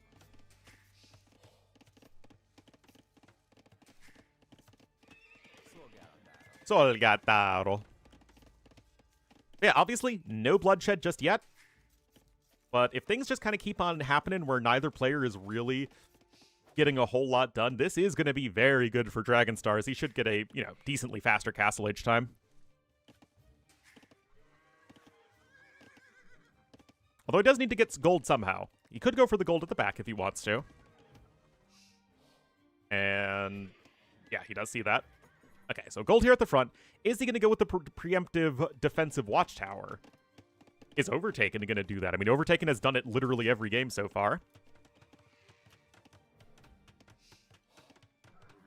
Roman eco? I don't like Romans, yes. Dragonstar just a little bit ahead in most respects, but, you know, having horse collar is also going to be very helpful. That said, I do like how quickly Overtaken is getting these farms down. He's getting Town Watch as well, just to be, again, very, very safe. I think Overtaken's gotten Town Watch in Feudal Age every single game as well.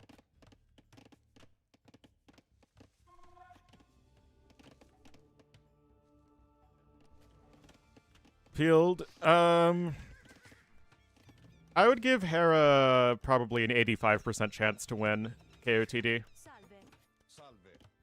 And I would give Hera a 90% chance to win almost any other tournament, so I do think his chances go down a little bit, but not by that much.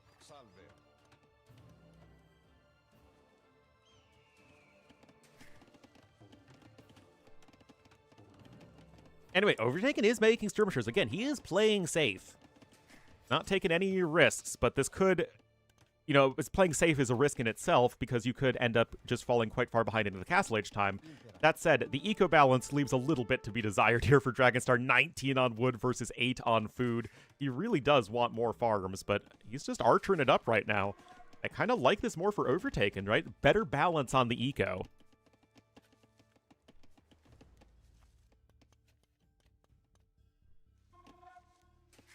Dragonstar is the villa head, 0 seconds idle time for each player. It's just the difference of Town Watch. And we are getting to Scout plus Archer, and actually 4 Spearmen at the moment. Overtaken has no Spearmen whatsoever, so in theory, this could be a very good fight for Dragonstar. More Scouts and more Skirmishers on the way, so once again, we are not going to rush up right to Castle Age. Still Leary? Well, Leary would be the one who would meet Hera in the finals, if it goes to that, so... Depends on what Hera runs through.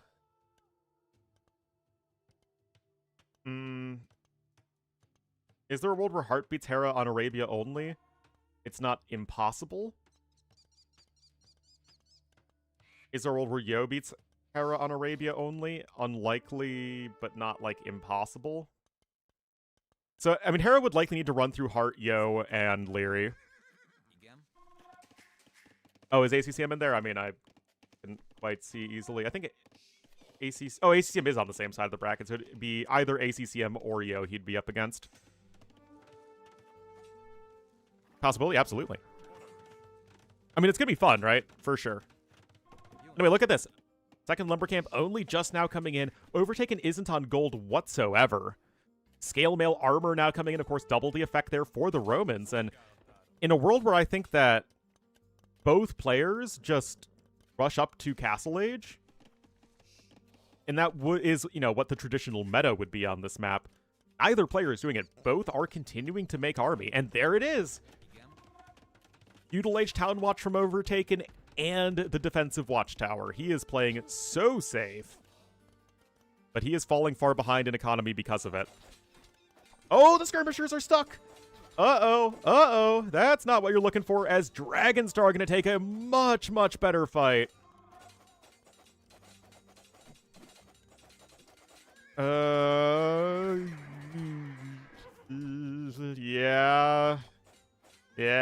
well, that was kind of predictable at that point.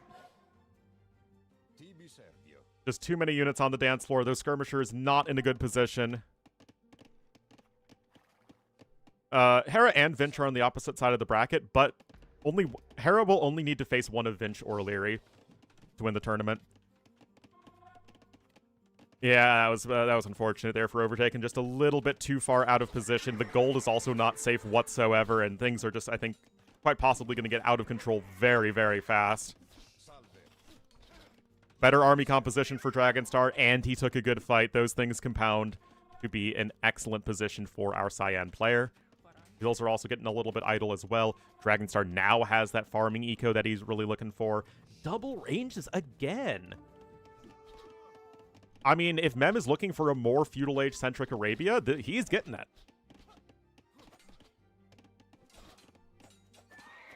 Gold is indeed super exposed. Got bloodlines in for Dragonstar as well. Oh, fletching is also only just in, so yeah. Again, it's the Roman eco advantage is really, really hard to deal with. A trade cart! Oh my goodness, guys! Wow, oh, guys. No assassins concealed in the trade cart. Yeah, double stable, double range right now. Dragonstar is really going to be leaning onto this aggression in late feudal age. Romans are, of course, one of the best civs at it. Magyars aren't bad either, but I think Romans are a shade better just having that insane eco. You know, it helps for everything and not just scouts. And you have the extra armor for your spearmen. And look at that. The spearmen are getting so much value here. Like, the KD is only a little bit better here for Dragonstar, I guess, but it just feels like his army is so much more dangerous. Another spearman hit there before the final fall. We have fully upgraded Scout Cavalry versus only Forging, and Dragonstar is going to continue to pressure here. It's 2 stables now, 1 archery range, but it is just not going to be good enough here, as Overtaken is going to end up falling here to Dragonstar, almost certainly here in game number 4. As right now, things are looking great for the good Dr. Agenstar, PhD of Age of Empires. Anyway, this is obviously a complete nightmare for poor Overtaken, who did have a very good performance, but ultimately, Dragonstar just able to take those small windows. I think he drafted a little bit better. He played a little bit, not like greedier. I mean, he just made a ton of army here in late Feudal Age, but it's like he didn't get the defensive watchtower every game. He didn't get Town Watch early game. And was just a bit more opportunistic in his fight taking, and that is going to be that. This Dragonstar gets a 3-1 victory. More of everything.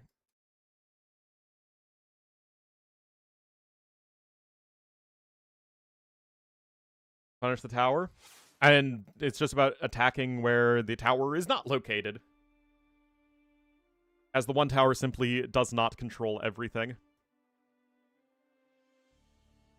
Alright, so in theory, Yo versus Uzzi starts shortly. Wait a minute. Oh, Heart versus Hope is still going on. Heart's up 2-0.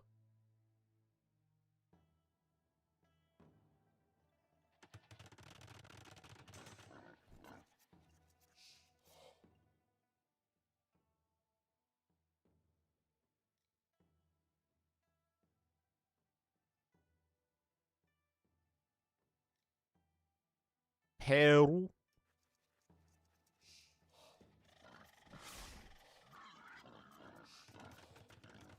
Yeah, YouTube has fewer ads than Twitch does, I think. For Twitch Turbo.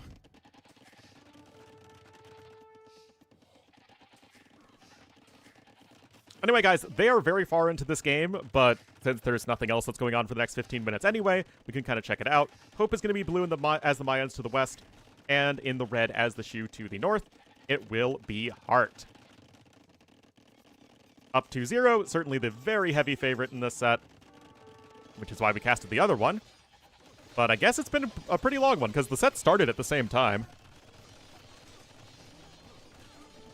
Anyway, Archers, Igelos. Heart still with his men-at-arms here. Not able to take from the forage bushes is quite rough. Arson even coming in here for Heart.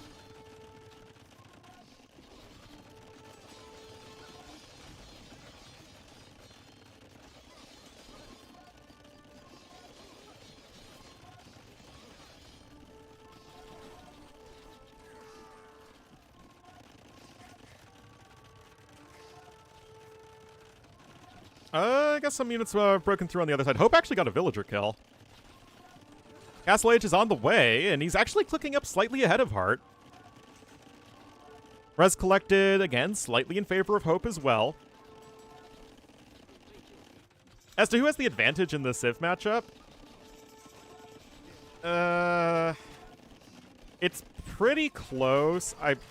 It still might be Shu before the nerfs come through. So after the round of 64, I definitely think Mayans are going to be a bit better than Shu.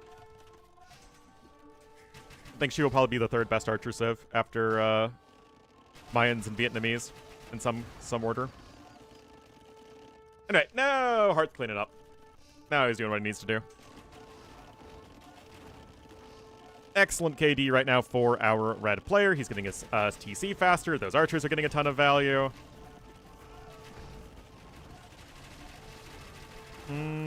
Some decent mangonel hits, but yeah, I kind of... Wait, Hope is way ahead in resources. What? Also, there's like a random siege workshop at the back. I mean, I guess he is idling his opponent's eco a lot.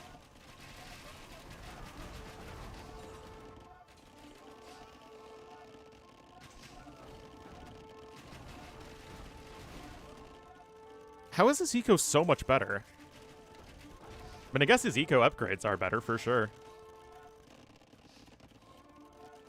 I mean, it's definitely not over. We do have Bowsaw coming in here for Heart. But I just don't see a world in which you can out-micro Heart as Hope. And that is not at all what's happening. Or, that is exactly what's happening. He's not out-microing Heart. I mean, look at this KD, guys. It's insane. You just... Unfortunately, it is that simple, that strategically you can play very, very well, but if you just can't take good fights, then it doesn't matter. This is absolutely bizarre at the moment. What the heck? Oh my... No way Hart throws this game. Okay, Cass is still coming down in a good position. You're still just taking such insane fights.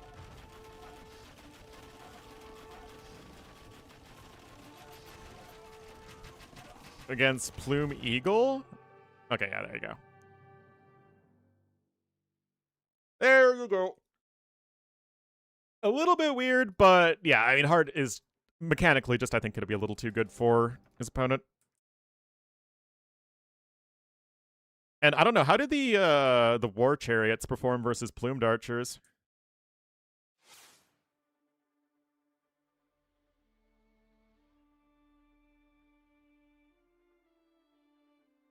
I don't know.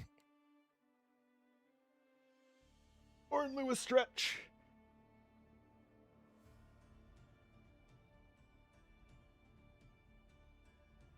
Yeah. I don't know, let's test that. We can do some testing. We have a little bit of time to kill. Yo.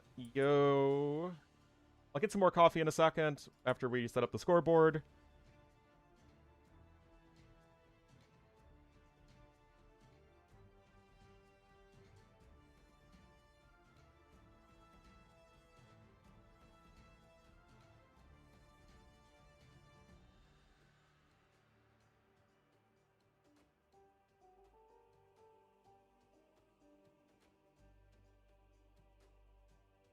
Update the title of the stream.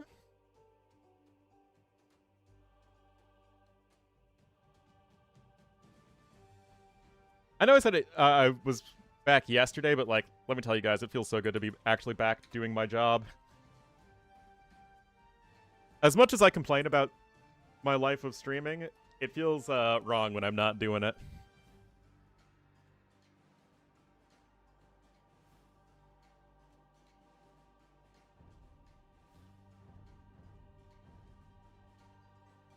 Top 3 player, you mean Uzzi? Yeah, it makes sense.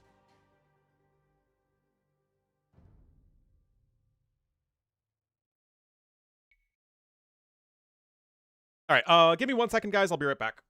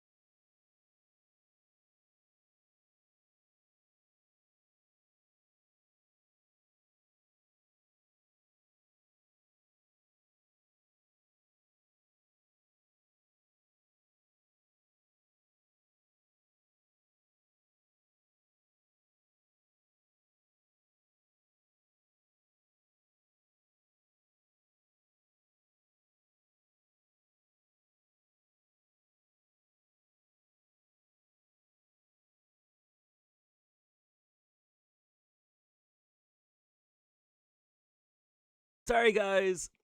Alright, sorry. I need a second.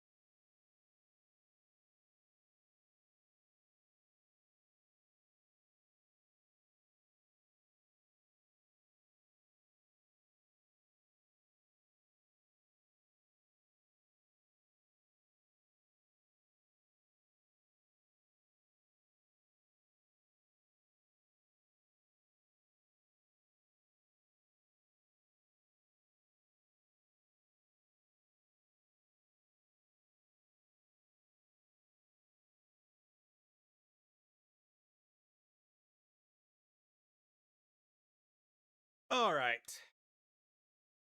What's up?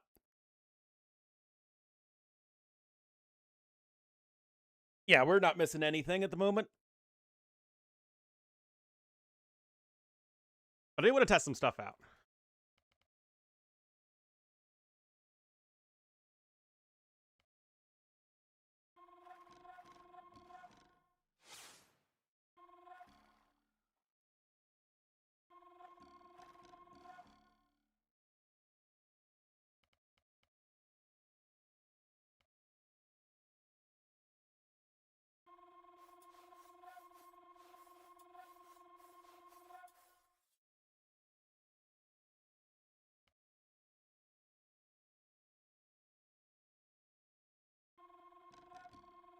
Oh, maybe I need to make them different players.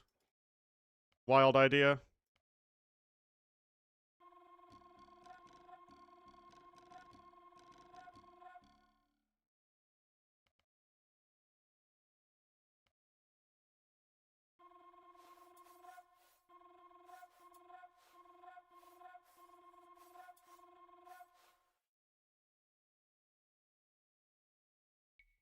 Alright.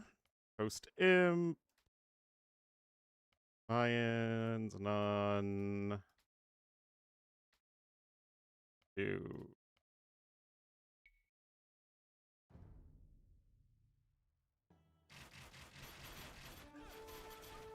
Okay, the Eagles are even automatically going for the war chariots, which is what they should be doing.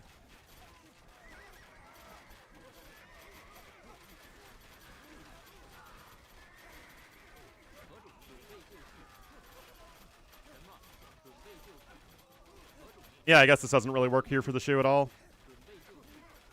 And of course, this is where in like a regular game, the Mayan player would just be microing down all of these white feather guards, no problem. So even without micro, yeah, Mayans win that easily.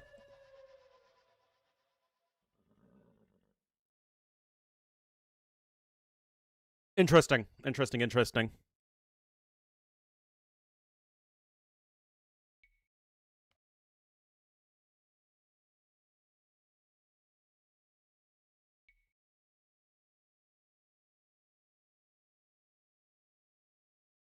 The weaker stance? No, it was on Focus Fire, which is the better stance.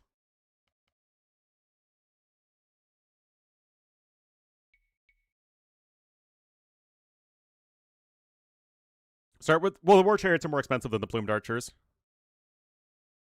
In these contexts? Ugh.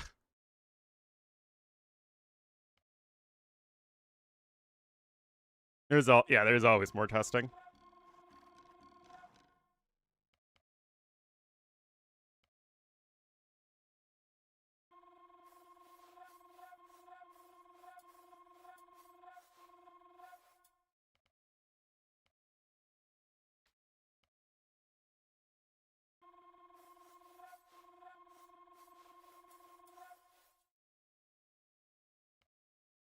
I gotta say, the search function on the editor is extremely helpful. For variants, yeah. Alright, so now it's on the other firing mode. See if it makes a difference.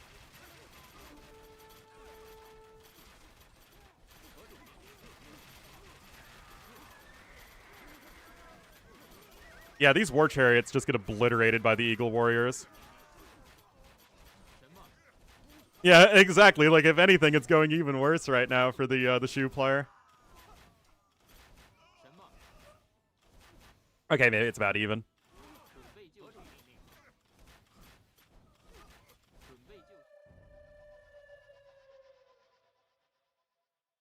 It's interesting, though. But it's going to be so difficult to protect those war chariots against the Eagle Warriors. With fully upgraded ARB, sure.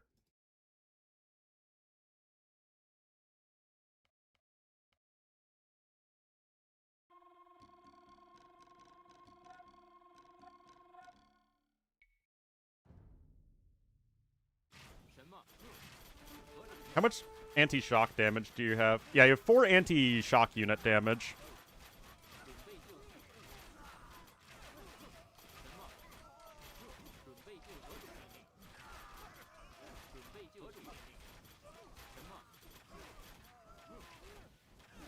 Okay, so the ARBs are going to perform better. Obviously, this is where the Plumed Archer player just starts microing around, so they might still win this. Yeah, I mean, I guess it doesn't really make too much of a difference.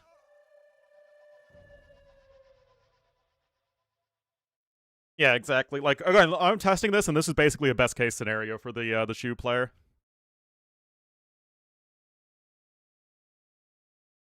Man, those 3K civs are bad in late game.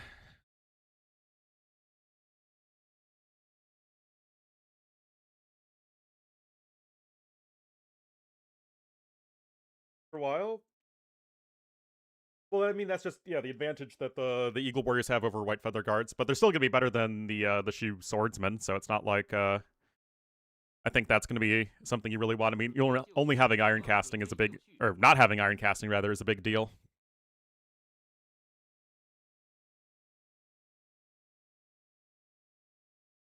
It's all interesting stuff, though.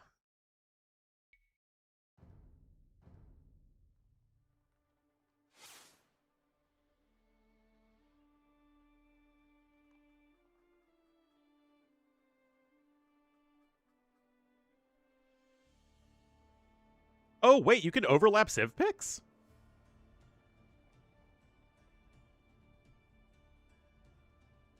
I didn't even know that.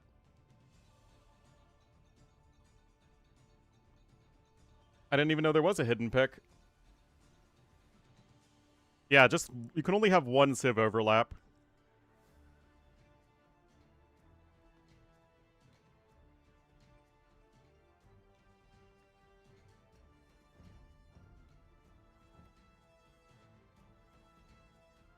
Both big. I know. What a shocker.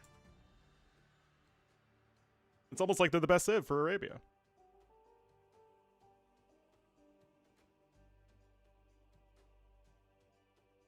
A draft link? Sure.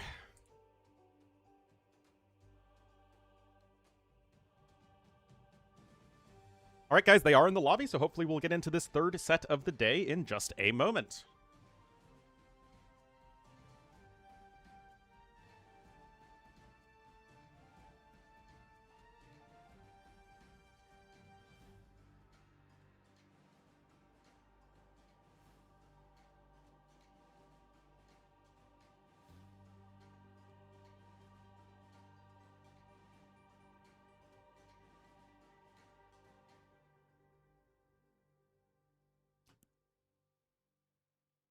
And they left the lobby.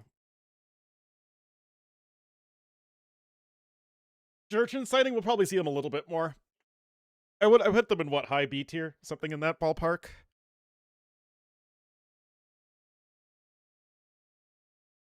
And that's after the buff?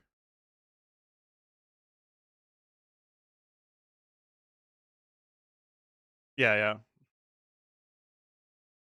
I'm curious as to how that will fall. Like, It's a 5% attack speed increase, relatively speaking, right?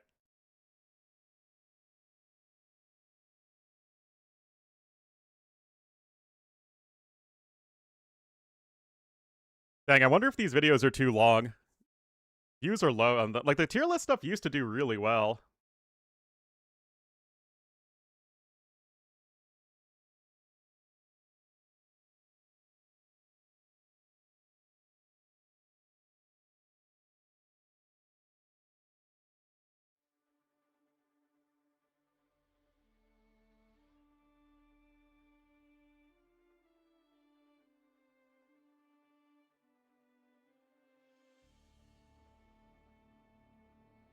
Streaming it? Well, I suppose. Still, I mean, it made a lot of sense to make this one.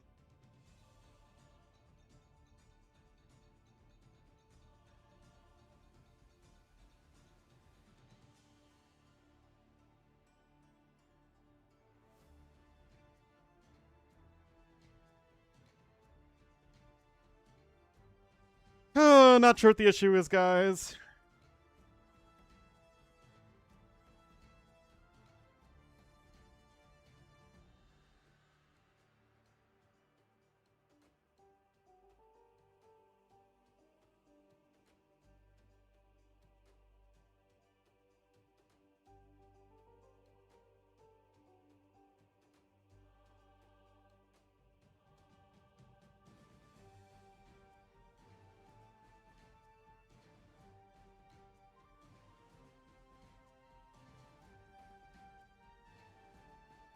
Mr. Ornlu. Here and there, yeah. Crazy good, for sure, but like, Urchins were always a very good late game civ.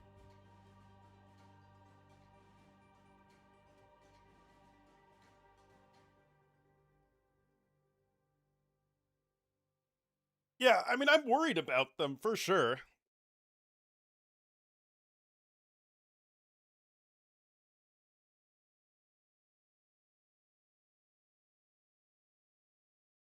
But like, did Jurchins need a buff in the first place?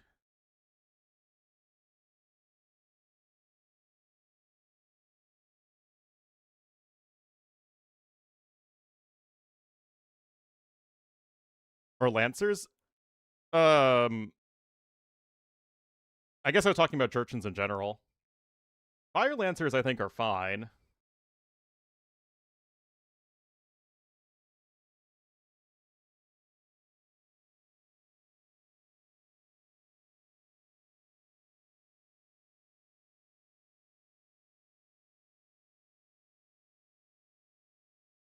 Ah.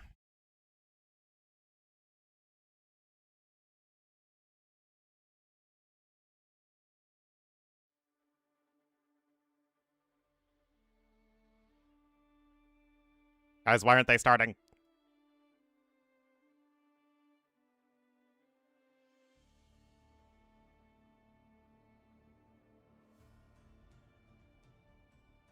Mongols in some capacity. Yeah, like right off the bat, I think that yesterday Ornlu probably ranked Japanese a little too low. I might scooch Japanese up somewhere like in this ballpark, but like when it comes to these B tier civs, they're very, very similar.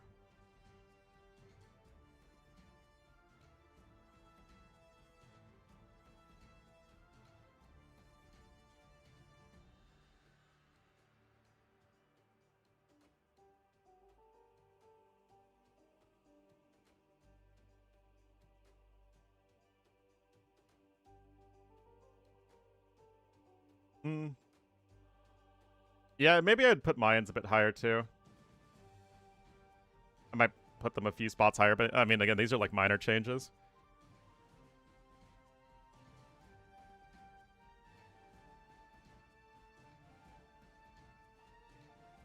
Mid tier? I mean, they're still a decent aggressive civ, right?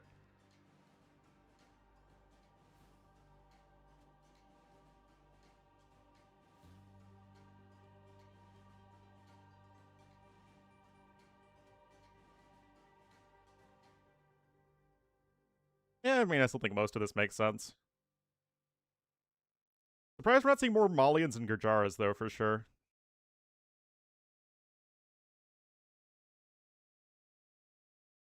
Come on!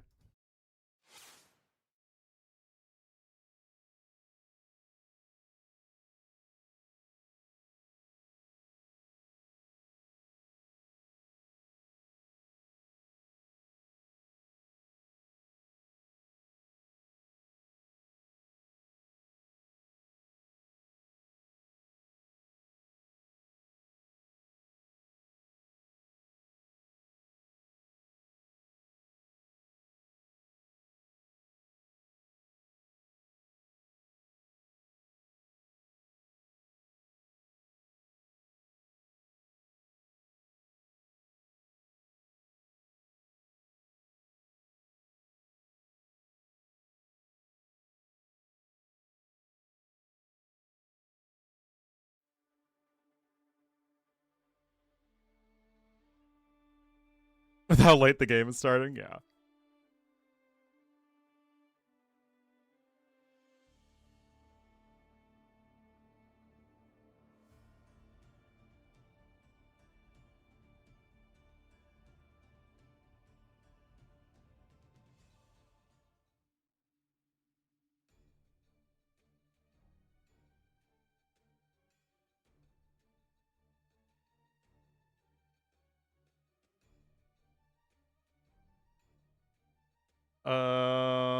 Now they're out of the game as well.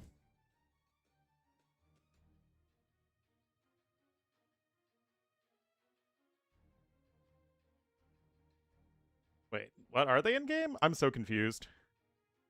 The match may no longer be available? Wait, how on earth are there people playing on the previous patch? What? People are playing ranked games on the previous patch? What?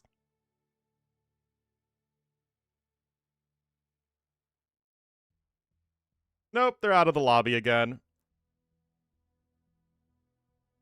Rage.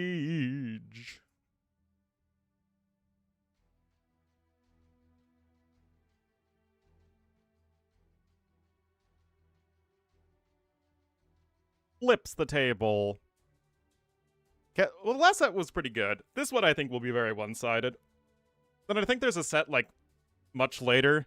Leary versus Repard, I might not cast that. And Classic Pro versus Wide might be okay, but that's going to be quite a while. Hero units? No, I don't think they'll be removed at all.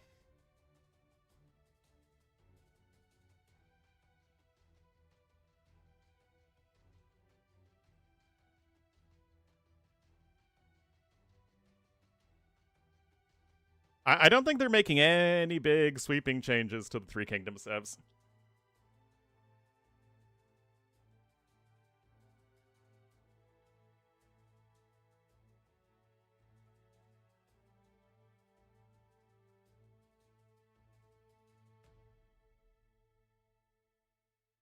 I don't even know if they're going to be buffed.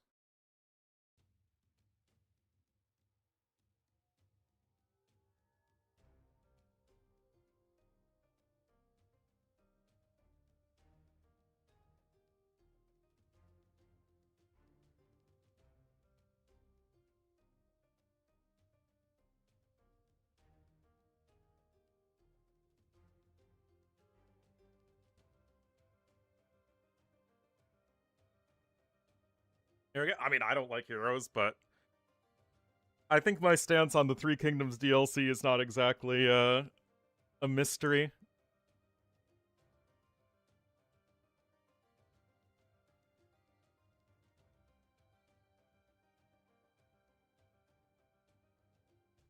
I love it, yeah. Okay, seriously, what the heck is taking them so long? It's so weird.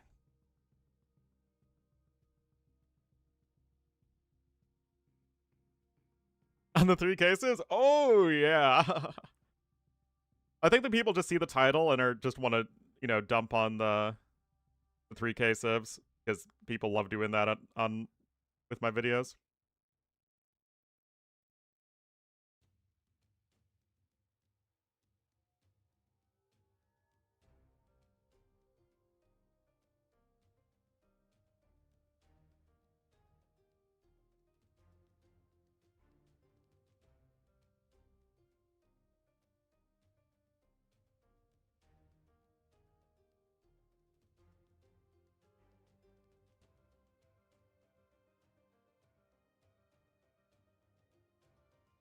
You don't buy them? Yeah, maybe.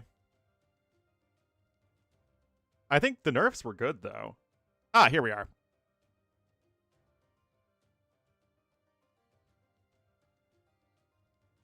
It is limit hero can do? I mean, I don't think they're adding any more heroes, and I don't think they're removing the heroes that exist. I think they're just leaving them as, like, a unique aspect of the Three Kingdoms civs.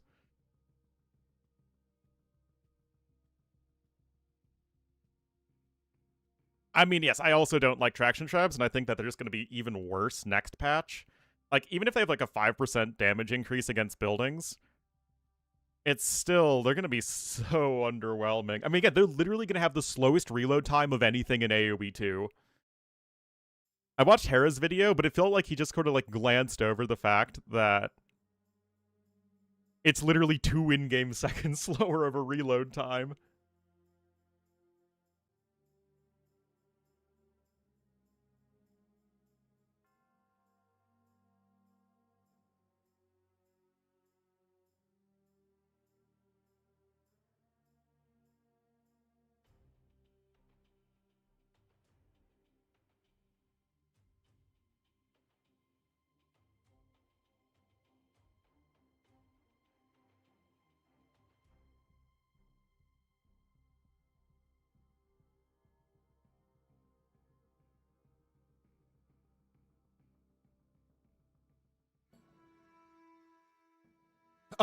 So they have said explicitly that they don't intend to make anything overpowered, like, at launch. Like, they don't want to, you know, make stuff broken.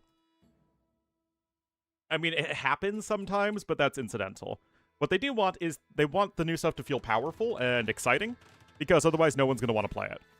Like, even DLC sales aside, I know the devs realize that AoE 2 players aren't going to try anything new unless they have a reason to do so.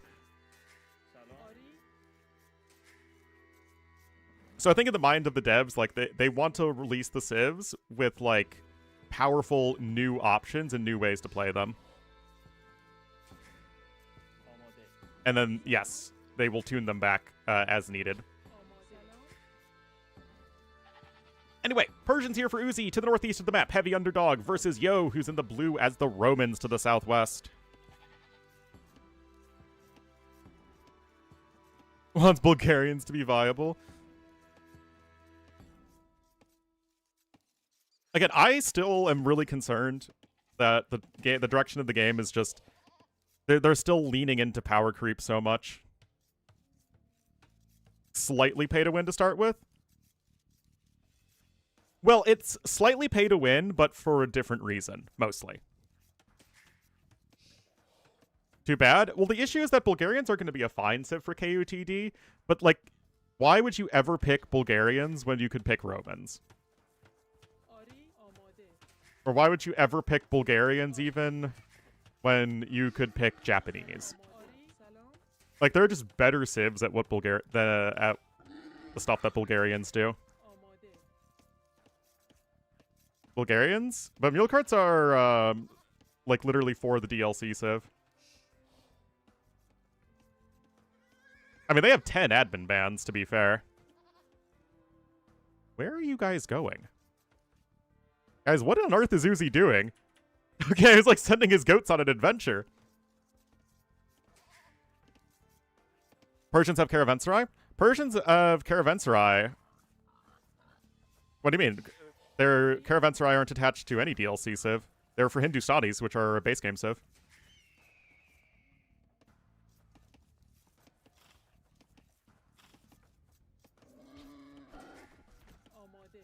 Yeah, again, like, I know the devs, at least, you know, semi-well, in terms of their thought process. They are definitely not trying to make anything broken.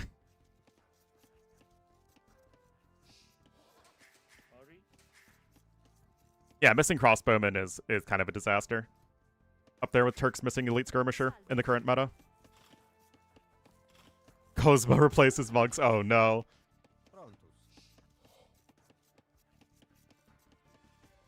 Freaking leapfrog scenario. And Ivelo is such a weird campaign.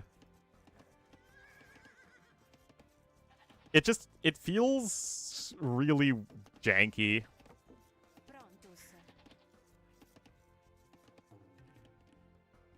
It's like huge scenario, really weird small scenario, really weird small scenario, and then like half huge scenario.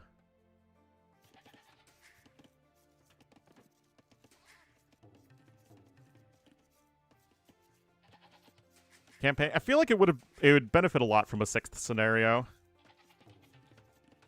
I mean, they could have easily split this finale into 2 separate scenarios. Yeah, Dravidians are much better balanced than Bulgarians are. Besides Dravidians? Well, I mean, it depends on what you consider a replacement. Like, Hindustanis don't have a replacement for knights, although their camels are better. Bengalis have the Ratha, but that's from a completely different building that's harder to get going. To dismount... I mean, they're literally infantry units. The Ghulam is a knight replacement? That just feels weird. Anyway, it's a basic men-at-arms rush here from Yo, whereas it's going to be straight archers here from Uzzi. And this is the danger with men-at-arm rushing with Romans when it's like one of the more obvious things you could do. Is that, in general, fast defensive archers is the best thing against a men-at-arm opening. Longsword? I mean, Ghulams are the child of the Eagle Warrior and the Huskarl. Anyway, DBA on the way, archery range here for Uzzi, so perfectly fine start, just fast archers. Mini Huskarl? It's not like a mini Huskarl, it's, again, like a half Huskarl, half Eagle Warrior. Breeding more man? Don't think about it too much. Alright, Men-at-Arms upgrade is coming in. Yo, I'm sure has an archery range on the way. Indeed he does, but no double bit axe upgrade. And who's better economically between Romans and Persians? Probably still Romans. Oh, no way this is gonna work, right? Oh! No, what are you doing? No! Oh my god, no! Oh, what a disaster. Oh, and the Vil dies anyway. It does lose 1 men-at-arm there, I guess, but obviously this is a lot of idle time, too.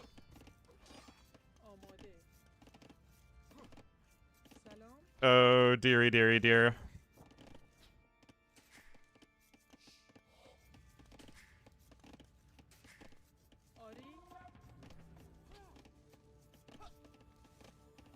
Unfortunate. I mean, that would have been insane if you had gotten the trap off.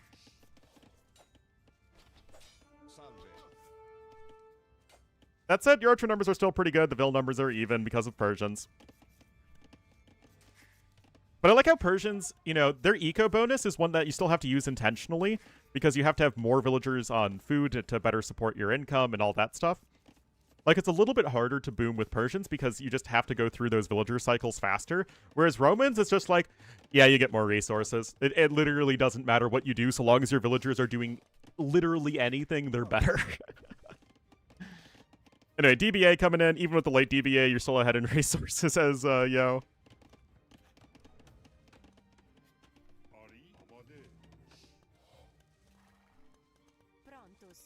Brontosaurus. Romans are a big fan of the Brontosaurus.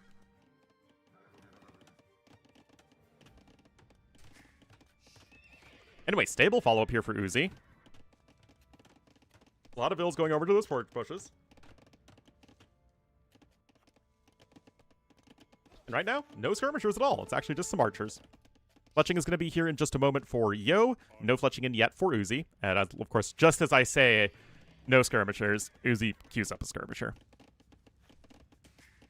Still, the food income is going to be a bit tricky. Now, you still have actually a lot of your forage bush food left, because remember, he went, like, fast archers, so his mill is really heavily delayed relative to what Yo is doing.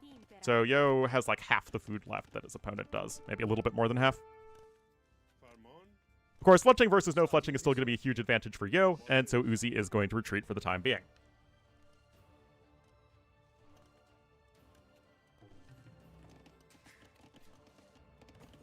Got a B-Smith on the way, as the cool kids call it. Still no horse collar as of yet. Yo with 9 farms and 8 farms here for Uzzi. Still no fletching upgrade yet, though, because he's making some scout cavalry, and obviously that is going to be expensive. Like scouts and skirms, too. That is going to be difficult to maintain.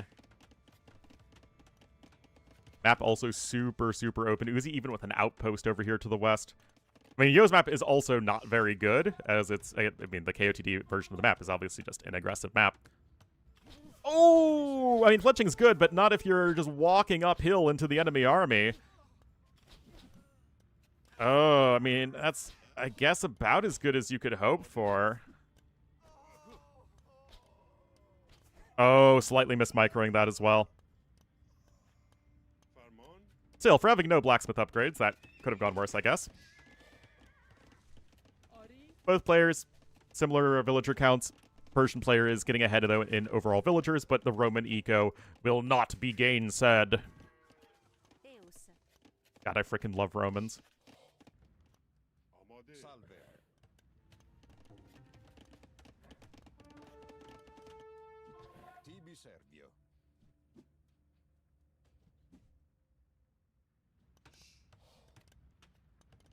Oh no. Yeah, I used to be like kind of okay at Hearthstone. I never got Legend, but I did get rank 1 a few times. But it just kept on getting more and more complicated, and it's just too much money.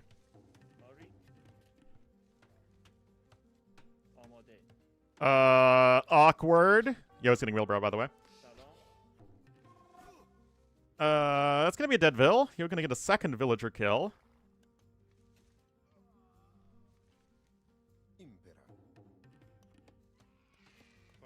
Wheelbarrow. 16 farms with the farming bonus. Market on the way. Well, I mean, he can click up to Castle Age pretty soon. I don't think there's going to be a whole lot of distance between the two in Castle Age time. But all Yo is going to need is, like, a spearman or two. He might get a villager here. I don't even know if that's going to be a guarantee. You might have to run away with the scouts anyway. Okay, he's going to get a villager, but you could lose 2. Okay, not letting that hit come in helps a lot. Okay, so that's something. Also, Yo lost a vill to a wolf somewhere. Or a skirmisher or something. But yeah, Uzzi's going to need to get stopping power if he wants to really get damage done here. Otherwise, he's going to run out of ammo. Just too low base fire rate, too short of range. Or too low of attack, not fire rate. Castle Age is on the way. Again, very similar uptimes. Uzzi with Power of Persian is going to get there a little bit faster. But with the lack of blacksmith upgrades, I have to imagine he's going to throw down a second stable and go for the cavalry approach. He is 8 villagers ahead, but it's still behind in resources. Well, that's a bit awkward. Horse color now coming in here from Yo.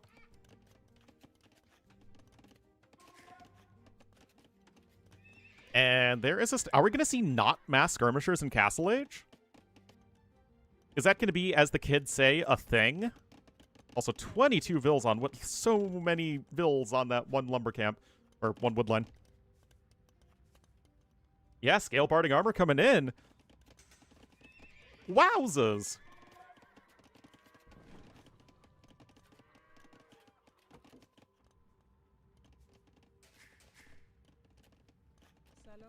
Salam.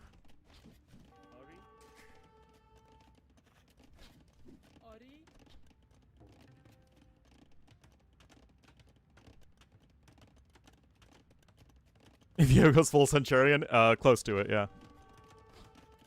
They're pretty bad.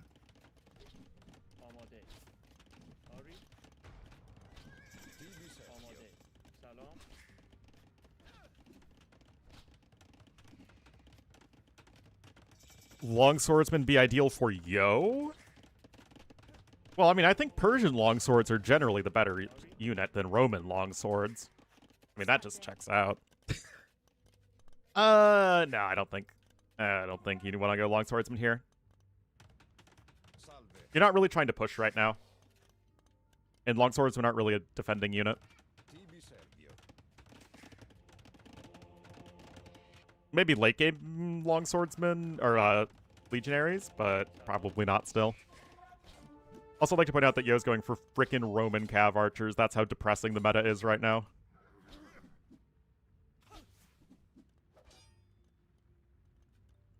No, McNeedy, have you ever considered cav archers?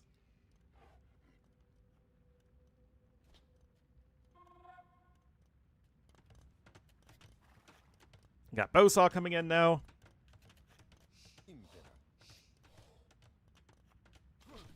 How would I nerf CA? I honestly have no idea. Like, skirmishers and cav archers were unchanged for the longest time. And they felt fine. I don't want the unit costing 3 resources. If anything, make them cost 70 gold again or whatever. Okay, scout just right there.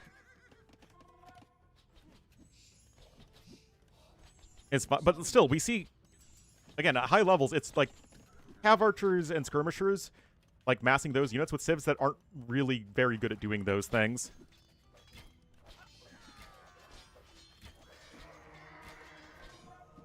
Cost you to research. A little bit of a scrappy engagement. Uzzi is ahead by 10 bills. Both players are on 2 town centers.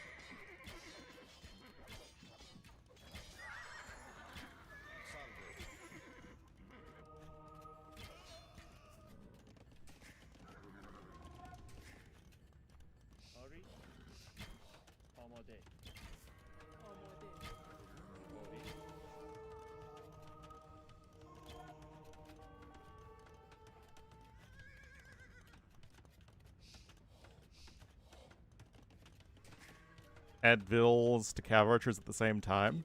Yeah. Exactly. Anyway, better eco upgrades across the board here for Yo. He's adding in a 3rd TC. Still ahead by 500 resources. Still able to apply pressure here with the cav archers.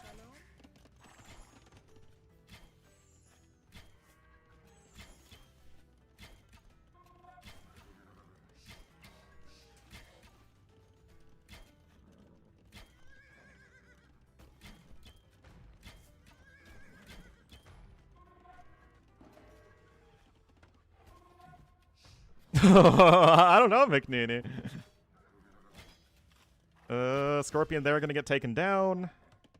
Light cav coming in. If we know anything about Romans, it's that they're a light cav plus cav archer civ. That's really what they do best.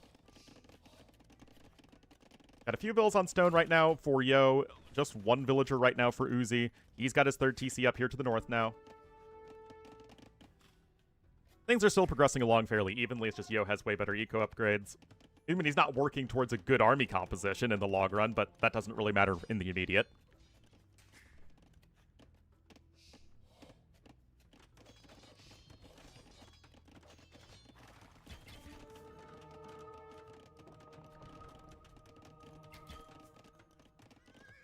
Like, at least going Knight Pikeman is, like, makes sense for Romans. It's also the cav archers. Exactly. All right, husbandry coming in. Uzzi's at least making knights here as the Persians.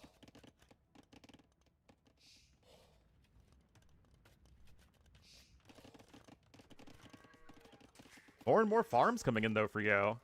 A little bit odd, right? Because you're massing cav archers, but you're going to be on 35 farms in just a moment.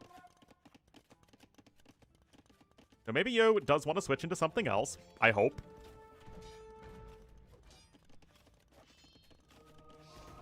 Random speeding up because love it. Is overkill? Not if you're defending. I think it's fine. Main Barning Armor coming in as well for Yo, so maybe he's going to make that more concentrated switch into Cavalry, and that is exactly what he is going to do, thank goodness. 3rd Relic also coming in for Yo. I mean, ever since I started casting, he's always been one of the more diligent players at going for those. just now getting scale barding armor. I mean, Husbandry was the only upgrade actually researched by Uzzi at this point. This is actually still not fully walled, going all the way back to feudal age.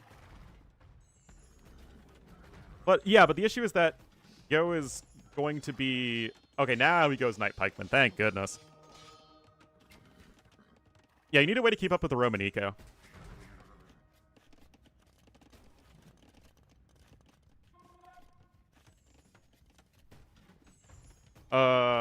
Yeah, Romans, I don't think get heavy cav archer.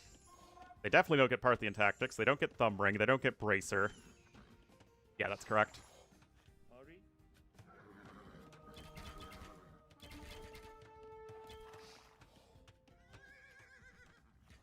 Oh, did I say? I meant they do get heavy. Yeah, they get heavy cav archer, but they don't get anything else.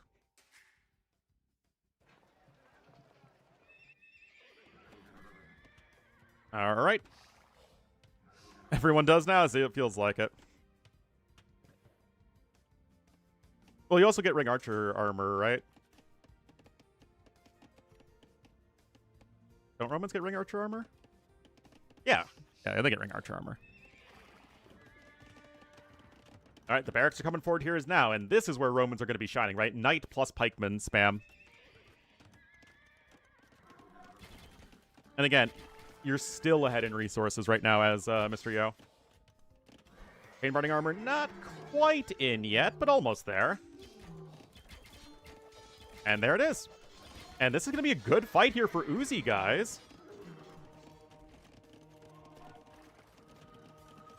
Gets one conversion. There's scale mail armor on the way. Clipping some of those vills that are trying to build barracks would be a big help. I mean, again, this is good for Uzzi. Yo's having some idle time right now.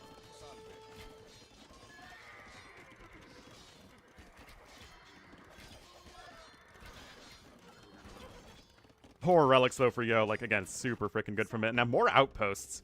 You love to see this, right, guys? Like, Yo really going to try and stretch his vision as much as he can. Those barracks are coming in. This is a little bit touch and go in terms of safely getting those up, but Yo is making it work, and I feel like it's just going to be so difficult. You can see the res gap is only climbing. This castle is going to be absolutely essential, unless you're also slower to imp, which might not be the case.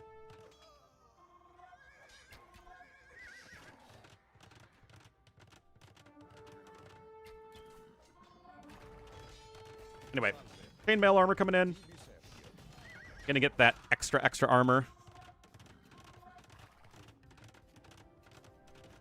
And yeah, I mean, Uzzi will be the first one up to the Imperial Age.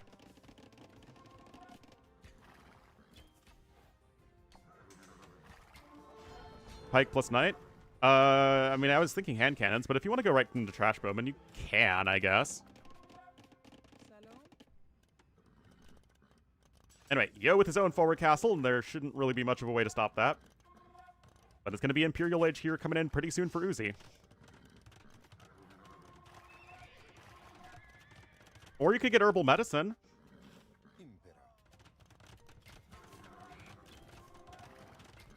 Okay, hand card. You got to do something. Yeah, you guys got gold for days.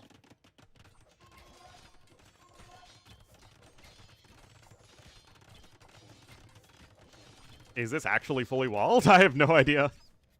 All right, getting more eco upgrades is Uzzi. Villager count is catching up. Macro, of course, for Yo is going to be a little bit better, as you'd expect. And it's a Centurion, oh my god. It's so exciting. I mean, you're going to need something that's good against pikemen, right? You can't just go for your knights.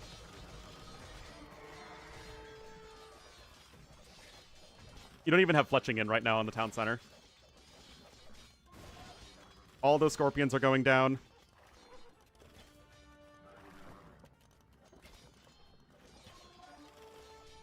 Yo can afford another castle, too.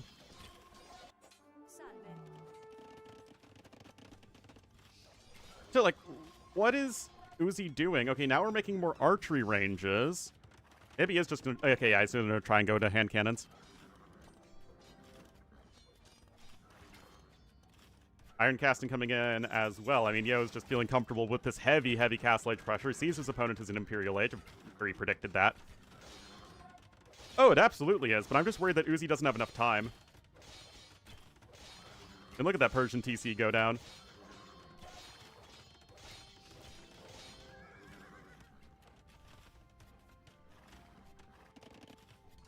I'm gonna try and go with a forward TC over there. There is a trebuchet on the Trebuchet, but I mean, Yo's closing in on max pop in just a second. And honestly, if he really wanted to, he probably could have clicked up to the Imperial Age a fair bit sooner. Chemistry is coming in, but again, you have a long way to go for that.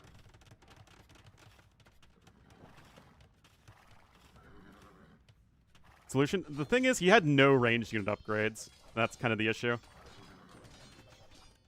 Okay, Yo clicks up.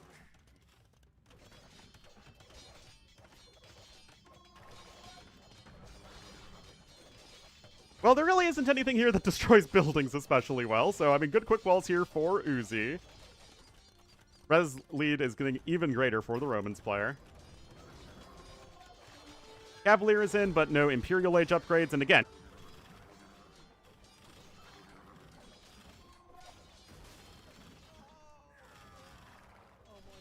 Almost 15 hand cannons queued up at the moment, and a castle here to the north. Oh my goodness. Oh my goodness gracious mercy me. Yeah, Yo has a lot of units. He's making freaking Centurions, man. Do you know how ahead you have to be making Centurions and it not being a throw?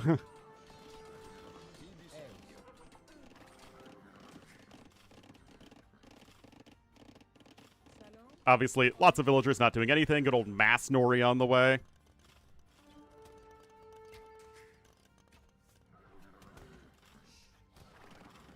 Just no way to gather the resources you need at the moment here for Red. This gold is denied. This gold is going to get harassed. That gold is being denied. I mean, look at this. We're freaking right-clicking TCs. Happy Imperial Age for Mr. Yo. Elite Centurion coming in. Guys, you know what? I was saying that we would never really see Elite Centurion in a, pro competitive game. I didn't mean a game where Yo was just this laughably far ahead. Like that 11% more efficient than Eco. Yeah, I mean, that was, just look at that. Red tried to get to Imperial Age, but just could not get himself properly defended. Did not have a clean enough transition, and not enough in terms of resources. As a competitive game, that's fair, that's fair.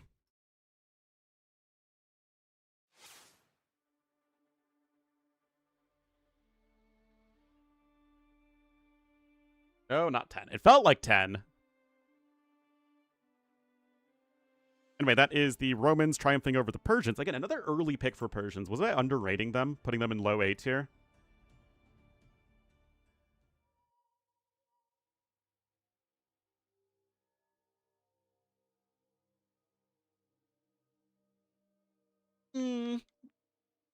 I think it's fine putting them in. I don't think it's that big a deal.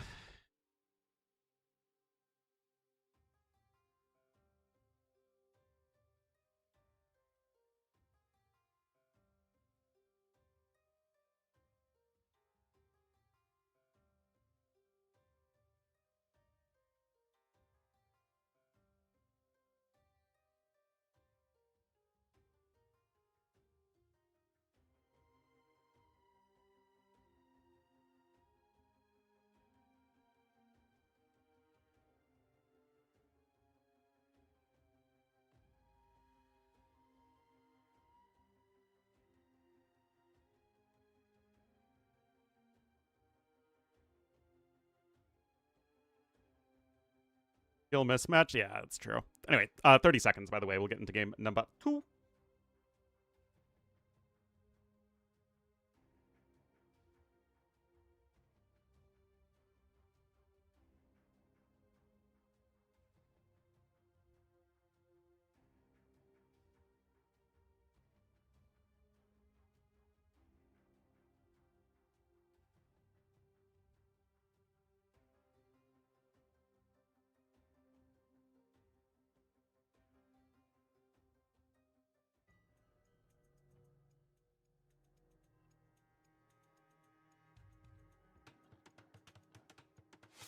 All right.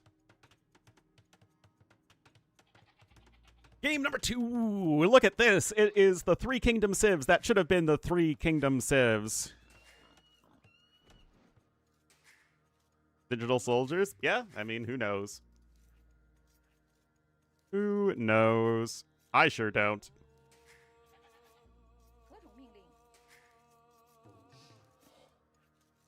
Him on Arabia? I mean, yeah, he's good everywhere, just like any of the top players are. Anyway, Uzzi's going to be here in the red as the Urchins of the Sea. To the west of the map. And to the east in the blue as the Ketons. It will be Yo. Definitely number 1 Arabia Civ this patch. Still probably number 1 Arabia Civ next patch.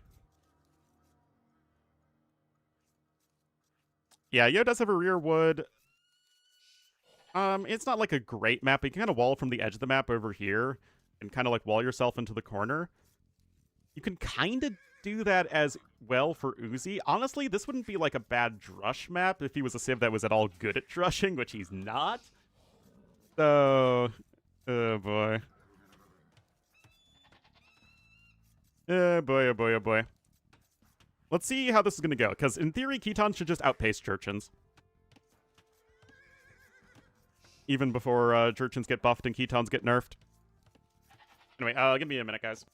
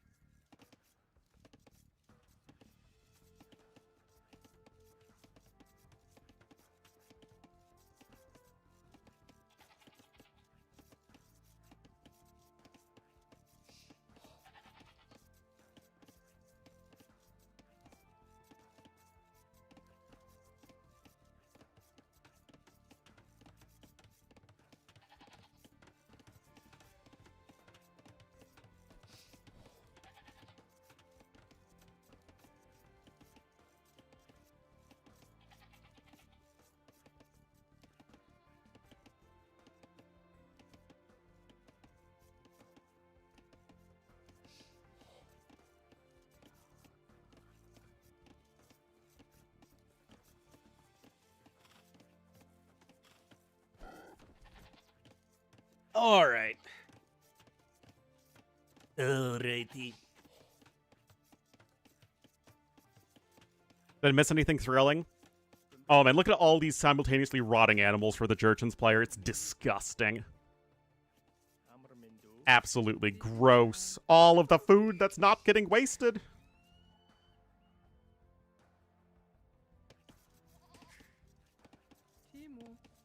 Timu. No new voice lines, no new voice lines. It might as well be Mongols versus Chinese, man. Or Huns versus Chinese. Alright, so Uzzi is still, he's not going to do like any of the fast castle nonsense. So still just going to be for 19 pop scouts, most likely. And your scout rush is still good with Jurchins, right? You still have the extra food early on. You don't have to switch to farms as quickly. So it's not like Jurchins are a bad civ. Like, again, I put them in high B tier. And even before they get buffed, I'd still put them in high B tier.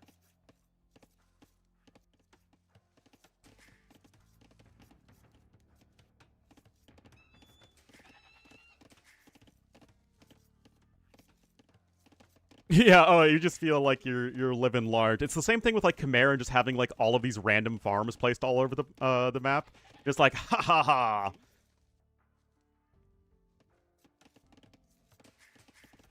Bow before my might.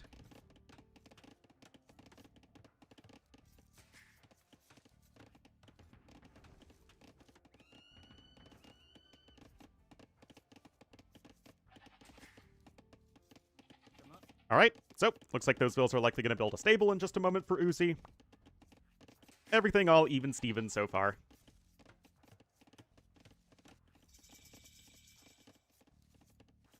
Oh, oh, got it down. Nicely done. Anyway, again, like nothing too wild happening so far. You can actually get Bidax and Horse Collar if you really want to. Over everything, turn off Twitch. Because I'm always present, H2 Evil. I am omnipresent. You think you can escape me? And you are wrong. Stop it? Nope. I am everywhere. Don't we want to get double Bidax, yo?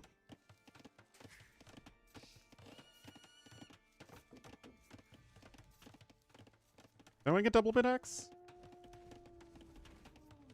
I mean, it's a pretty good upgrade. Quick range follow-up. Very disturbing, oh no.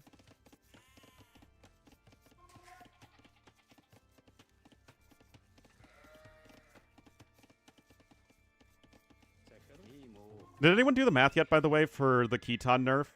Like, it's more wood. Like, is the wood for food ratio any different?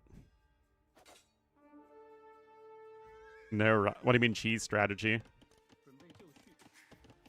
How would you cheese with that bonus?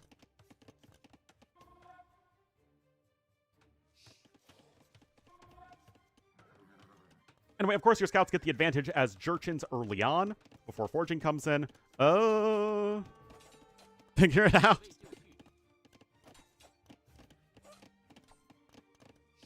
The farm sound. Yes, exactly.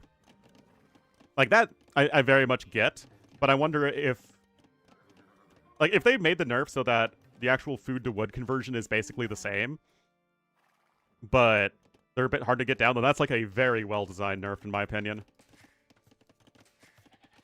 Anyway, Uzzi struggling to maintain unit production here.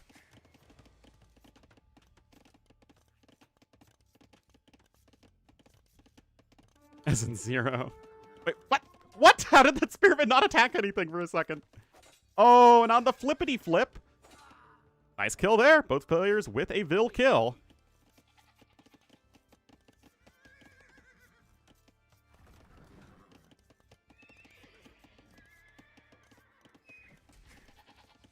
Five Vils on gold as well. Like, that's a lot. Meanwhile, Yo is just adding in more pastures. Still not getting double Bidax because it's just making me cry a little bit inside. Just a little bit. Shedding one manly tear for the lack of efficiency. Good targeting there from Uzzi as well. Oh, downhill hits, though, are going to be nice here for Jurchins. Oh, very well done there for Mr. Yo. Gets both kills. I mean, he loses one scout, but that's still worth it. And he denies the wall. Still, Yo doesn't have anything. He stopped making scouts.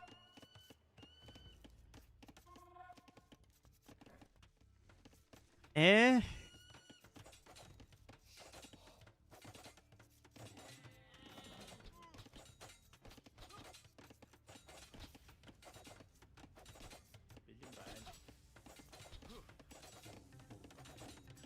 Stonewall coming in, I guess. Okay, there's the defensive tower, too.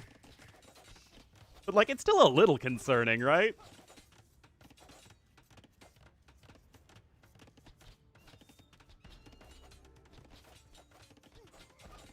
Fletching gonna be here in a second. Hello, Hassan. Forging coming in for Yo. Second stable, too. Yeah, perhaps realizing, okay, maybe I do need to get some defenses here. I mean, he could have just gone for, like, a few faster training skirmishers.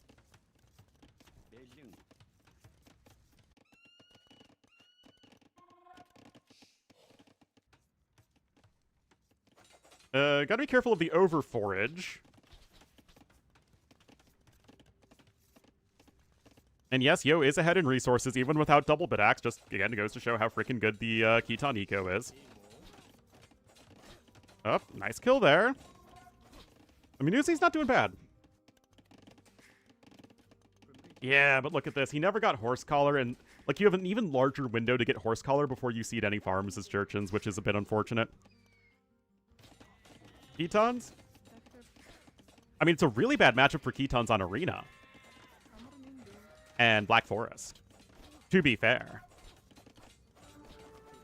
Arabia, though, feels pretty bad for Jurchens.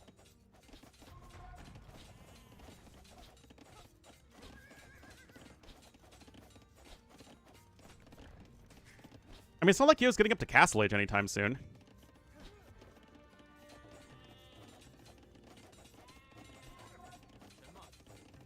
Unit-wise, Ketons, generally speaking, have the better, Fire Lancers in late game, I think? Maybe it won't be the case after the buff. Yeah, obviously on an open map, Ketons are very much more designed to be an open map civ than the Jurchens are.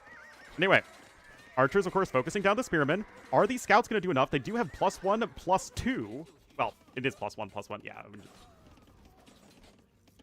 You shall not gainsay the Keton scouts. There's a reason that both players drafted this civ at number 1. God, I freaking love Keton scouts.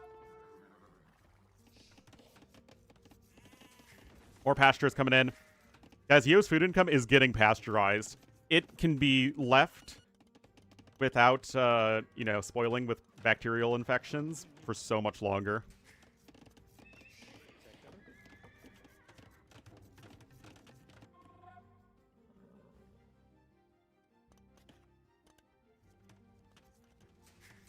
Yo, 23 vills on food as Ketons, looking close to clicking up. He's 500 resources ahead without getting double bid axe because he forgot it. Like, Ketons are still crazy.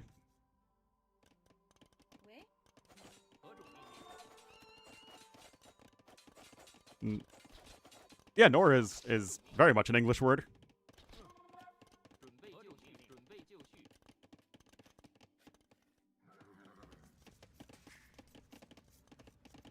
You're proud of Ketons, exactly.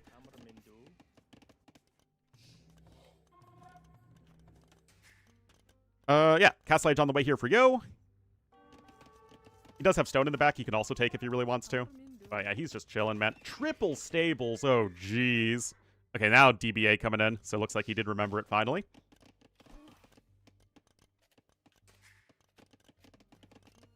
I mean, Uzzi's not going to be too much slower, but jeez, Keton eco is wild. And that's not getting changed.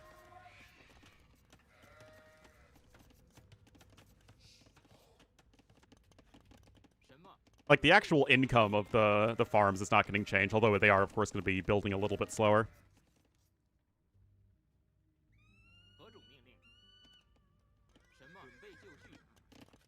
Yeah, Nor is the negative of Or.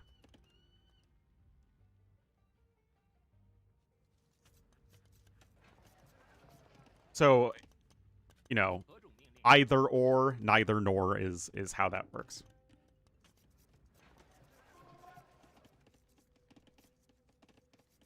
Or is like positive or negative.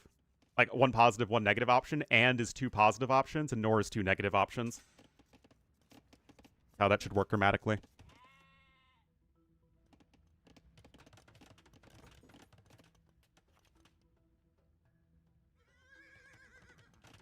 Anyway, Yo's gonna have a bunch of scouts, of course. The eco balance is honestly not that great from him. Too many vills on gold.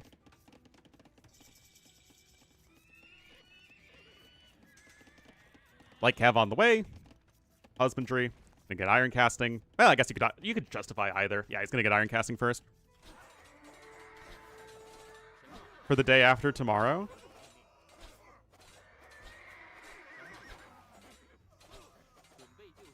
I guess not.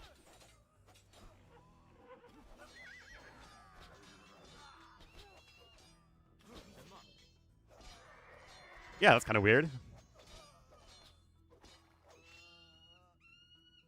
Well, Castle Age units are better against Feudal Age units. Who would have thought? What a wild concept. Anyway, some steppies are on the way. Iron casting going to be here in a second. You're not even that far away from picking up +2 defense as well. It's going to be tough to deal with.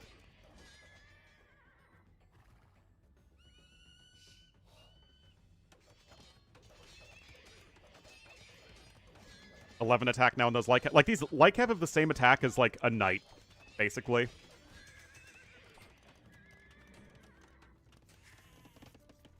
Second TC also coming in here from Yo. He did just gather, like, a little bit of stone, I think. Yeah, he gathered the extra stone he needed. A couple archers there are going to be a bit annoying, but you just need to send one Step Lancer over. It's not a big deal. You have a forward rocket cart coming in, and there's really not a whole lot to dislike about Yo's approach here. I like the idea of going for the Cav Archers as Jurchins, as Ketons much rather play against melee units than ranged units. Kind of like the opposite of Vietnamese. I mean, this is a lot of Keton games.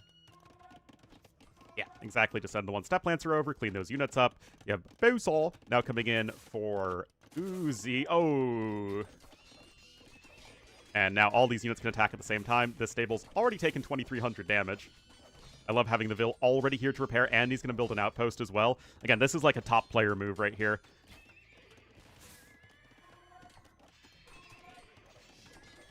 More everything. Again, like, look at the eco difference.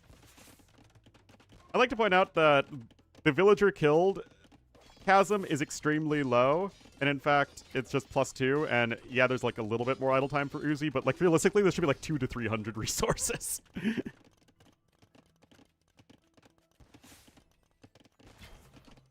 Anyway, Vil does... Oh, the Vil's actually a little out of position. So much for complimenting you, Yo. SMH.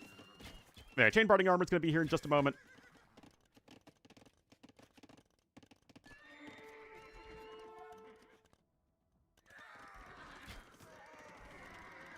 Wait a minute. Once you get the buff, the Jurchen Cav Archers are literally going to be the Mongol Cav Archers. I just realized that, except they don't get Thumb Ring. That's kind of lame. It's like exact overlap.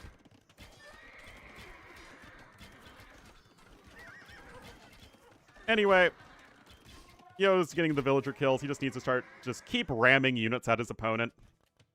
He'll get there eventually. Could certainly stand to add some more pastures, though.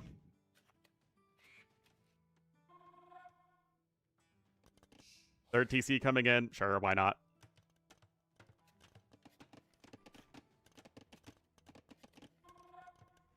The Jurchens as a concept? Historically, they conquered the Jurchens. Absolutely. That's not to say that the people that were the Jurchens stopped existing. They were basically incorporated into the Mongol Empire. And that's why the descendants of the Jurchens kind of became the Manchu.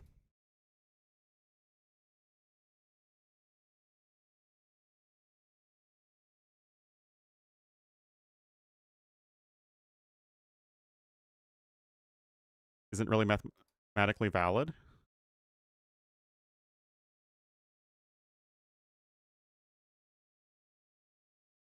Not A nor B is also correct. Anyway, I mean, Yo just ketoned all over the place. Look at this food difference. Oh my god.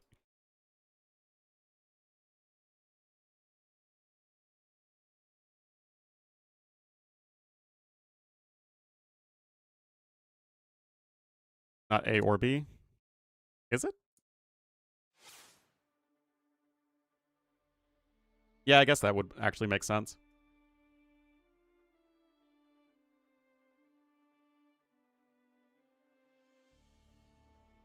Anyway, that was the #1 draft pick versus the #4 draft pick, so Uzzi has his own chance to play Ketons right now.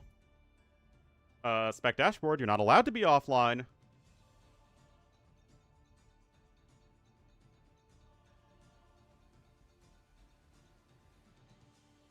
Hold on.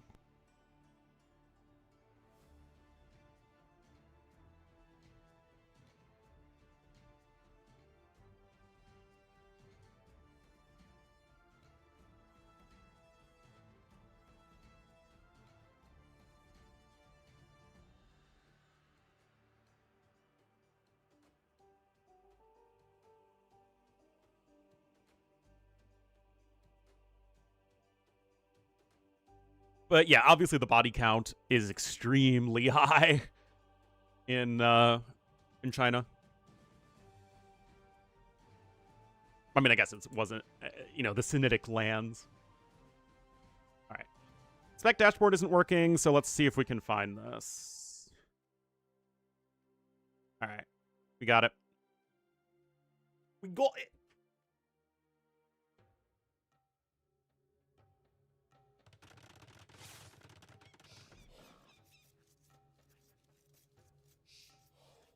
Oh! Yo looking dominant as expected.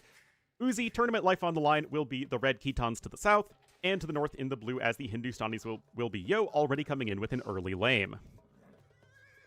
I mean, yeah, it makes sense, right? Tournament life on the line, you pick your number 1 Civ.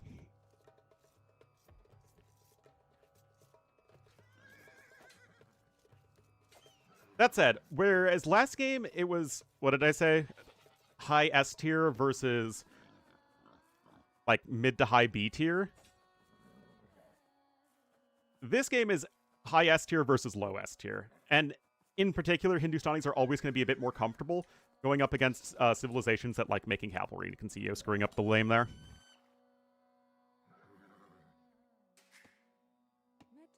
Ooh, actually, he might have some idle time. Oh, never mind, he's Hindustanis. What am I talking about? Map is also quite awkward for Yo. Gold in a pretty exposed location. Forward pushes, I guess, are at the back. You can kind of like do that. Wall to the TC. Tier list holds up. I mean, even going back, looking back at it today, I would move around a few things.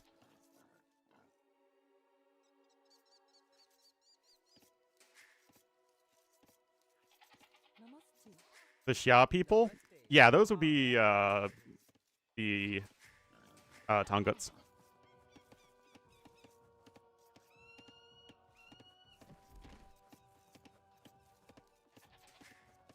Are completely dry? Oh, there are sometimes like a pond here and there, but this particular generation is dry. It's more dry than that county where they make Jack Daniels.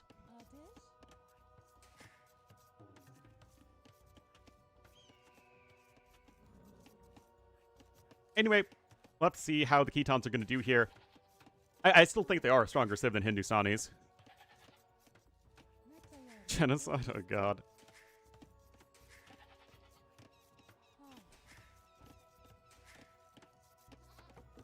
But, I mean, this is going to go well beyond the Civ matchup. I mean, Yo could be playing Bulgarians here, and I'd still favor him. He could be playing Bohemians, I'd favor him. In the desert? Yep. No, it's, a dry county means one that you cannot sell alcohol. In the context of America, at least. I don't know if they do that in other parts of the world.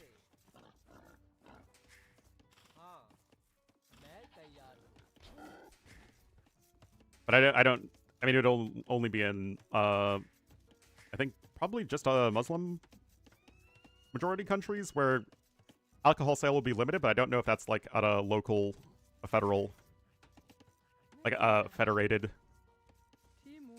state. County that can't sell? Yep. So what happens is their gift shop is slightly over the state line. Or not the state line, the county line. So it's in a wet county.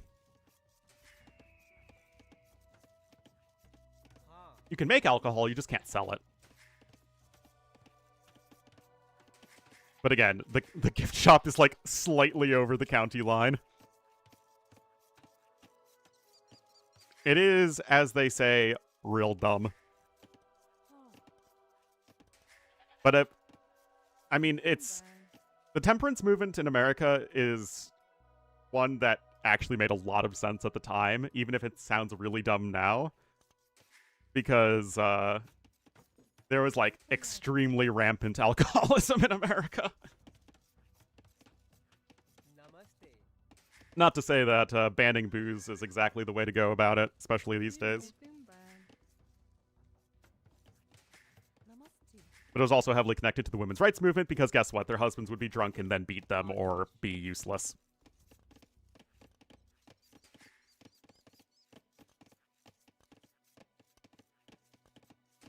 A health and safety violation? Well, the UK, although it's very federated between England, Wales, Scotland, and Northern Ireland, I don't know if, like, the UK counties have the same level of, like, legal autonomy that various states or counties do in America. Literal poison or if it explodes. Well, all right.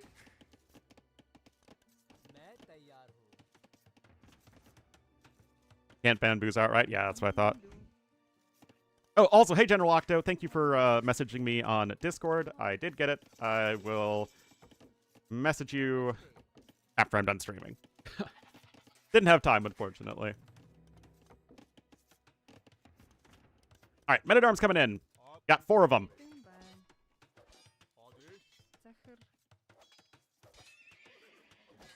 Yep, Hindustani's again. One of those civs that you can just do literally anything because saved food is basically always useful.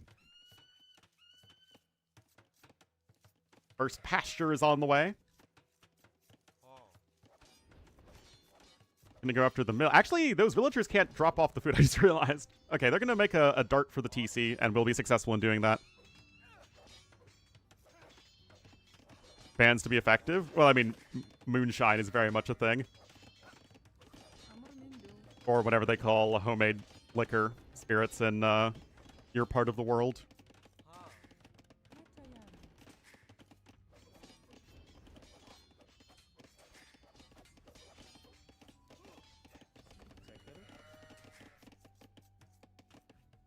Well, mill is destroyed. That's definitely an annoyance, especially since you didn't research domestication.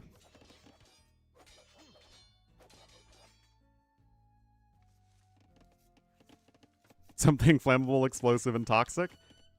Yeah. It's weird because,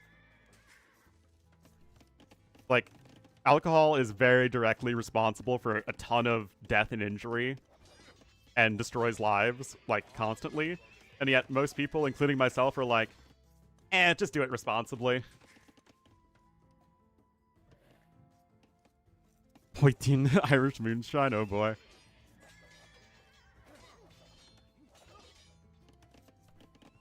Anyway, stable's gonna go down. Obviously, very annoying here for Uzzi, but he's gonna get a villager kill.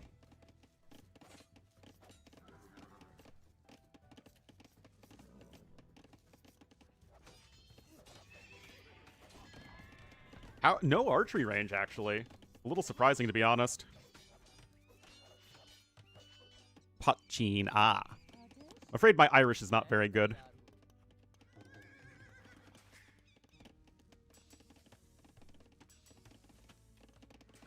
Although I do think it's cool that the Irish are trying to reclaim their native language. Like, obviously still have everyone speak English because it's just useful, and then, but, you know, not letting that part of their history go away. Bringing up kids to be Duolingo. Bringing up kids to be Duolingo. No, Duolingal. Which is where Duolingo gets its name.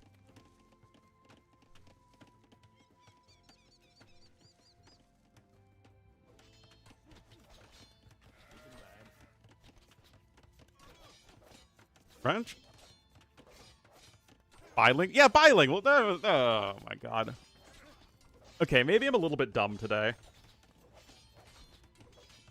I'm just a little bit dumb.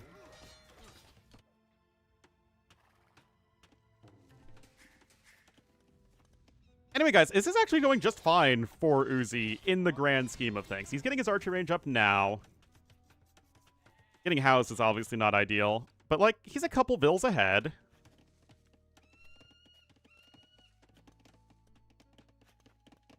Different from the English ones? Yeah, that makes sense.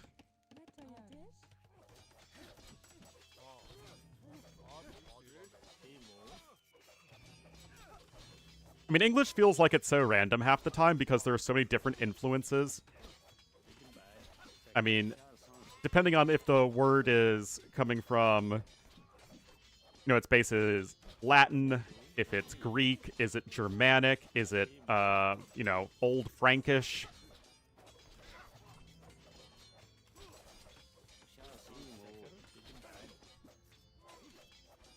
Like, there's just so many different origins of words and phrases. Anyway, I mean, this is actually some great pressure from Yo. He did get the arson upgrade, remember? Yo is literally arson around. Still, Uzzi was able to research fletching at the very least. And he is ahead in resources.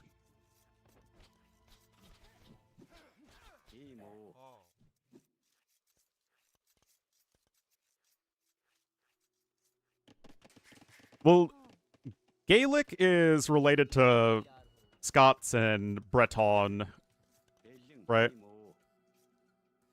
And maybe there's a Celtic language in Spain, right? It's not Basque. Basque is its own weird thing. To get drunk? Yeah, it's, you know.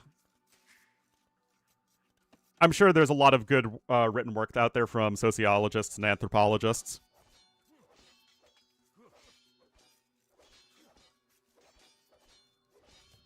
Norse origin? Oh yeah, I forgot. There's also, I mean, if there's the Germanic words in English could come from a Norse language. It could also come from an Anglo-Saxon language.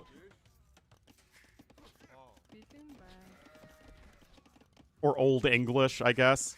Apparently, I learned that it's like Anglo-Saxon has been like co-opted by, you know, the super racist far-right people in the UK. Self-organizing society.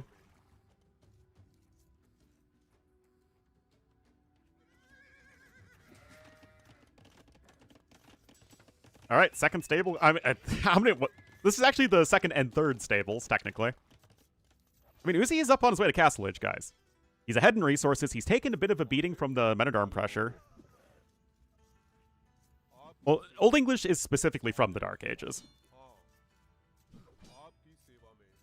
So the English that developed from the invaders slash migrants to England after the fall of Rome and before, you know, William the Conqueror. Are you expecting super racist people to make sense?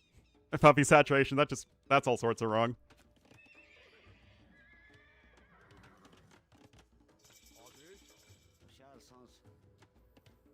Oh, Castle Age is in, forging is on the way, but the food income is quite lacking right now for our red player.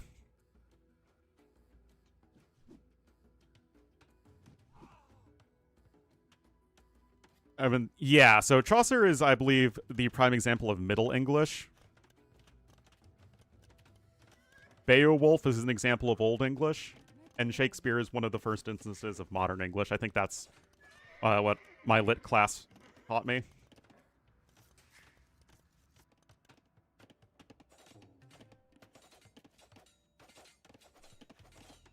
Tough Williams to fight.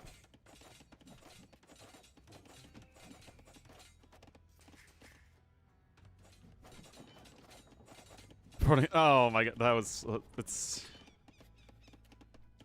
we're correct? Well, I got good grades in my lit classes. B2 OP? I mean, it would be kind of like Celts. No, Celts is actually staggered throughout the ages now. I mean, I just don't think it's that big of a deal. You still have a very good Drush's Japanese because of the early saved resources, so it's not one I'd be too concerned about. Anyway, Hindustani Camel's on the way. Just now grabbing domestication.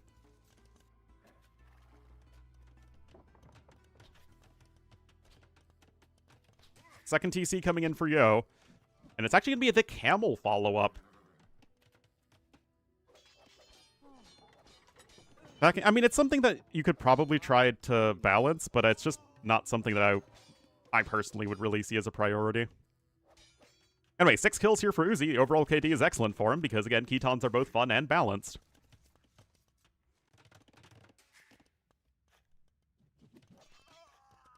And I don't think that the little bit of a nerf that they're going to get is really going to change the fact too much that they are just a top-tier pick for an open map. It's like just what the Civ is designed to be very good at. Anyway, Bloodlines, Husbandry, and +1 defense are in versus only essentially +2 attack. 2 TCs to 1. And it's just some camels that are on the way. There's now a monastery coming in, too. And, of course, more and more pastures. Nerf. Yeah, but that would be introducing 2 new infantry units that I obviously know nothing about, so, yeah, no idea. Remember, Yo destroyed a bunch of buildings, so he's still ahead in res destroyed. Wait, double monastery? What? Okay. I mean, Ketons, they have no redemption, no block printing, and no herbal medicine. So, I mean, you do have atonement, I guess, and sanctity and fervor.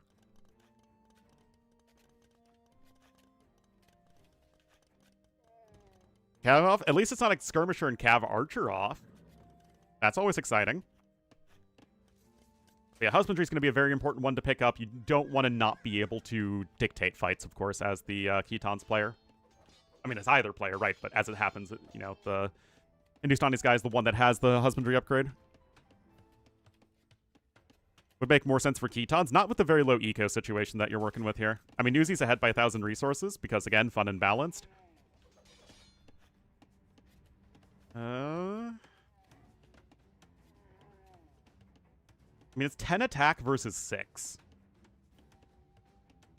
But with the faster attack speed, I guess. And the extra HP. The Hindustani ones are still probably better. Probably. But Uzzi, with his defensive tower and no market, means that just no extra TCs are possible at the moment. Have to leave. I mean, it makes it more difficult to fight. For sure. Anyway, there's husbandry coming in. Wheelbarrow as well. Hello, Super Mega. It's, yeah, early afternoon right now here.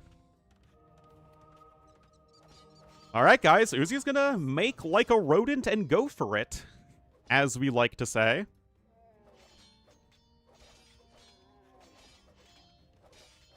Now, again, I'm still pretty sure the Hindustani camels win.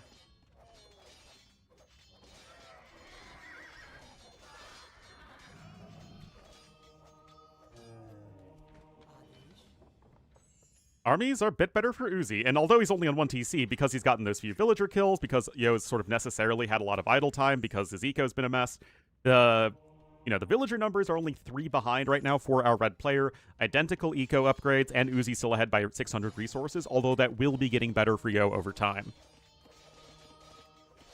The Hindustani bonus is faster attack speed, 20% faster attack speed.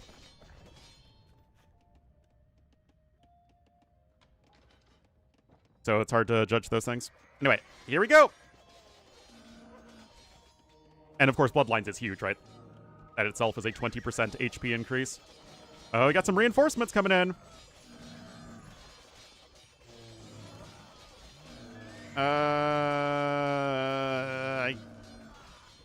And Yo's upgrades at the blacksmith aren't... Yeah, Hindustani camels are freaking good, man. Moral of the story is Hindustani camels are really good. Honestly, it might have not been a bad idea to mix in some fire lancers. Those would have been a very nice option to have against the camels. But yeah, that was the sort of decisive fight that Yo's looking for. And of course, all those injured camels are... There were quite a few... Like, look at all those injured camels that are all getting healed up for Yo. That's really sick. Also, Red went for double monastery and didn't really make that many monks so far. Indeed.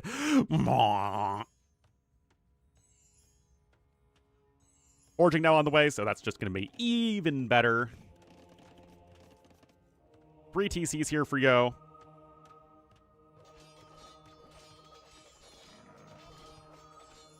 Yeah, it's 3 monks to 4, but 2 of them just popped out of the monasteries. Yeah, this should not be a winnable fight here for Uzzi. I mean, I guess not all of the camels are fighting.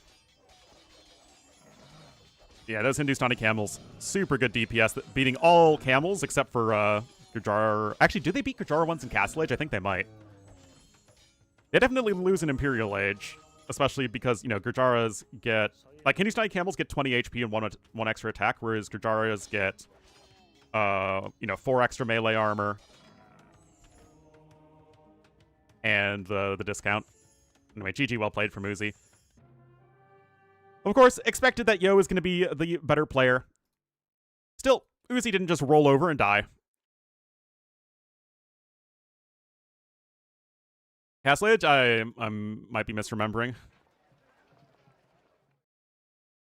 Yeah, just, you know, little bit too big of a skill difference. Nothing to be ashamed of, though.